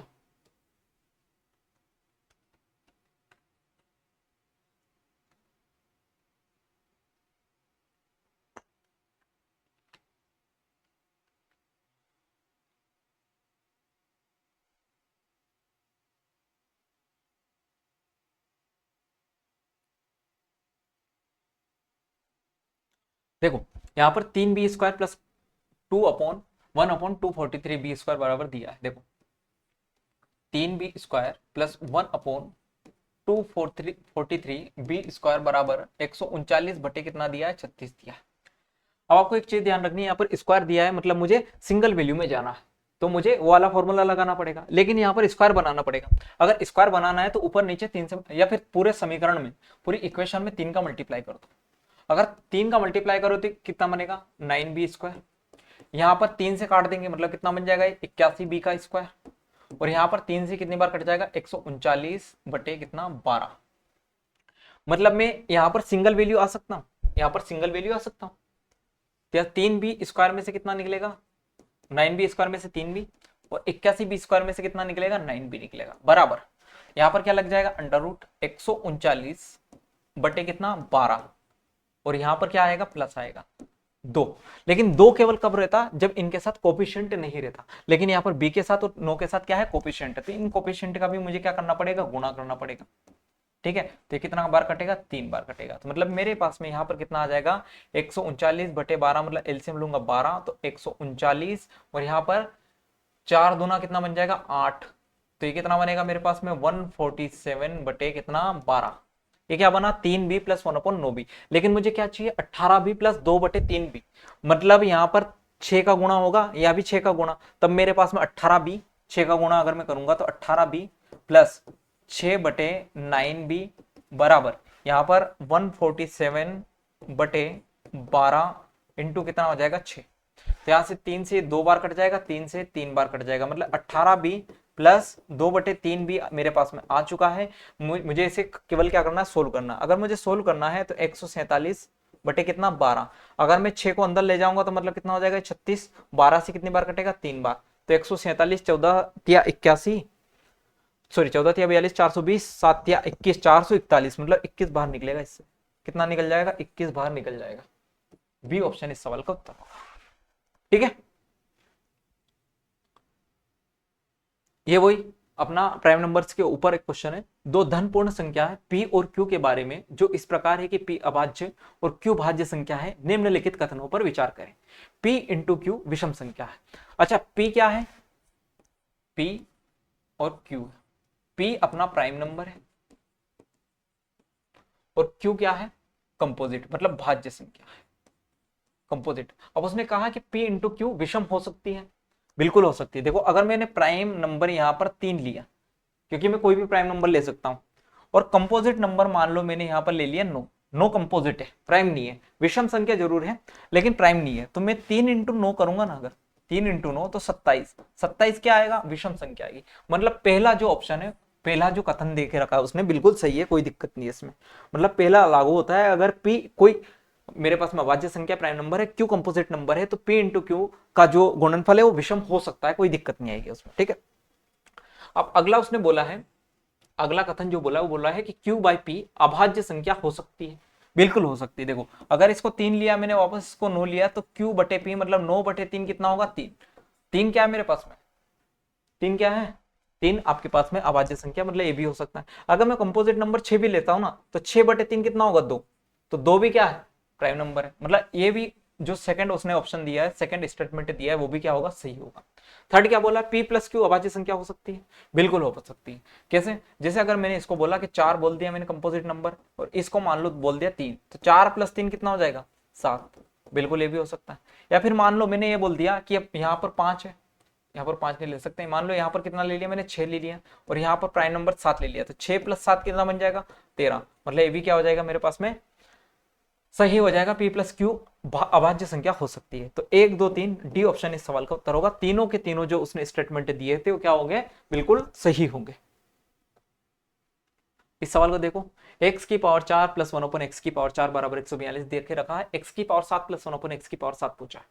अब x की पावर 7 + 1/x की पावर 7 जो होता है उसका फॉर्मूला क्या होता है कि x की पावर 4 + 1/x की पावर 4 इंटू, इसमें करेंगे अपन x³ + 1/x का इंटू, माइनस कर देंगे इसमें x + 1/x।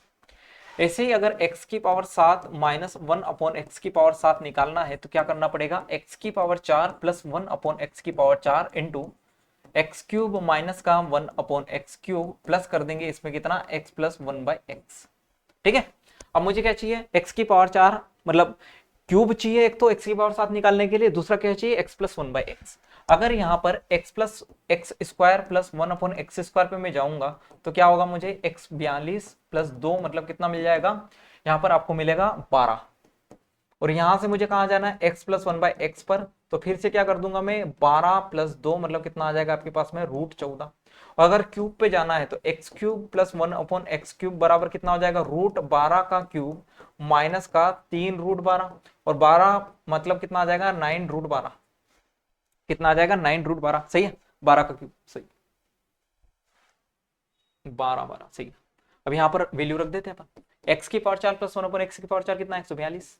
x³ + 1/x³ कितना है मेरे पास में, 9 √12, और माइनस कितना करना है इसमें से, √12 x + 1/x। देखो 9 दूना 18, 18 मतलब 8 - 1 लास्ट में कितना आना चाहिए आपके पास में, 7 आना चाहिए, जो कि आ नहीं रहा है, मतलब कुछ गलती करी है अपन ने। देखो 142 + 2 कितना आ जाएगा आपके पास में, 144 मतलब 12, 12 + 2 √14। अच्छा ये √14 है ना भाई, 12 नहीं है, √14 है। तो √14 का होल क्यूब माइनस का √14, तो कितना आ जाएगा, ये 13 √14 है ना।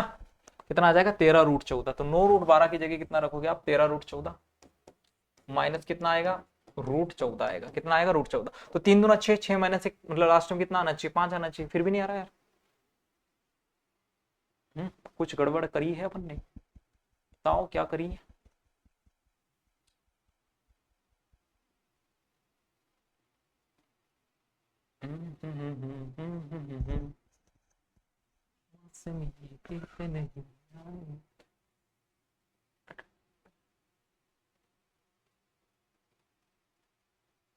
नहीं √14 सही है, 13 14 √14 माइनस का, ओ सॉरी क्या कर रहा हूँ यार, ये 3 √14 आएगा, फॉर्मूला बोल रहा हूँ। 14 √14 माइनस 3 √14 मतलब कि 11 √14। ठीक है, ये आएगा 11 √14, और 2 माइनस का 1 मतलब लास्ट में यूनिट डिजिट 1 आनी चाहिए, 1561 √14। ठीक है, अब आया, देखो 2 एकम 2 - 1 मतलब 1561 √14 इस सवाल का उत्तर है। ठीक है, आखिरी सवाल, पावर 5 हो तो क्या करेंगे, x की पावर 5 प्लस x की पावर 5 बराबर आपके पास में होता है x² + 1/x² into x³ + 1/x³ minus का x + 1/x।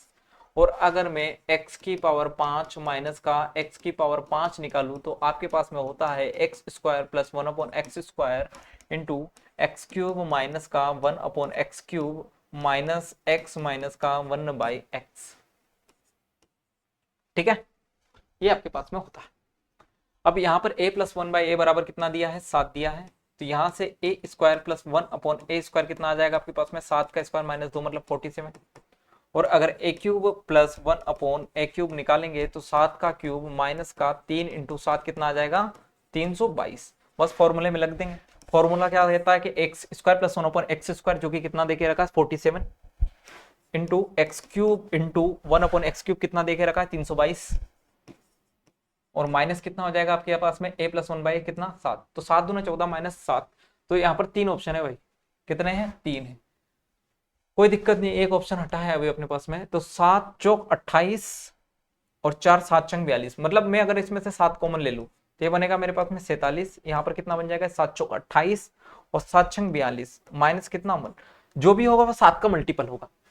तो ये 7 दूना 14, 7 7 49 ये नहीं है, 7 एकम 7 6, 7 8 56, 5 7 7 49 ये भी नहीं है, मतलब 15 127 इस सवाल का उत्तर होगा। 7 का मल्टीपल मैंने चेक कर लिया, इतनी सारे कैलकुलेशन करने से अच्छा है 7 का मल्टीपल चेक कर लिया, तो इस सवाल का उत्तर था। ठीक है, तो ये थे अपने 25 क्वेश्चन। उम्मीद करता हूं कि आपको ये सीरीज बहुत अच्छी लगी होगी, बहुत मजा आया होगा, क्योंकि अपन ने एक एक चीज एक एक कंसेप्ट को यहाँ पर समझा, एक एक चीज आपकी रिवीजन होगी, प्लस क्वेश्चन जो है हाई लेवल के वो तो प्रैक्टिस होंगे। जैसे अगर मैं इस क्वेश्चन की बात करूं तो यहाँ पे स्क्वायर क्यूब आपने सब निकालनी सीख लिया। इवन इस वाले क्वेश्चन में एक्स की पावर 7 को लेने में मैंने क्या क्या करा है कि यहाँ पर आपको रिवर्स भी सिखा दिया और साथ में जो पावर 4 है पावर क्यूब है वो निकालना भी सिखा दिया। ठीक है, तो कैसी लगी ये सीरीज बिल्कुल कमेंट करके बताना, और इसकी जो एनोटेशन फाइल है वो आपको टेलीग्राम चैनल पे मिल जाएगी, जिसकी लिंक भी डिस्क्रिप्शन में है। और अगर अच्छा लगे तो बिल्कुल लाइक शेयर कर सकते हैं आप अपने दोस्तों के साथ में, लाइक भी कर सकते हैं। और लास्ट 7 डेज में इससे बढ़िया चीज मैं गारंटी लिख के देता हूं कि आपको रिवीजन आप खुद से भी नहीं कर पाओगे जितने अच्छे तरीके से अपन इस सीरीज में करेंगे। एक एक फॉर्मूला, उससे रिलेटेड हर एक चीज, हर थ्योरी मैं यहाँ पर आपको रिवीजन करवाते चलूंगा, आप रिवाइज करते चलोगे और आपको समझ में भी आएगा, इसकी गारंटी। तो मिलते हैं अगले वीडियो में। थैंक यू, धन्यवाद, टेक केयर।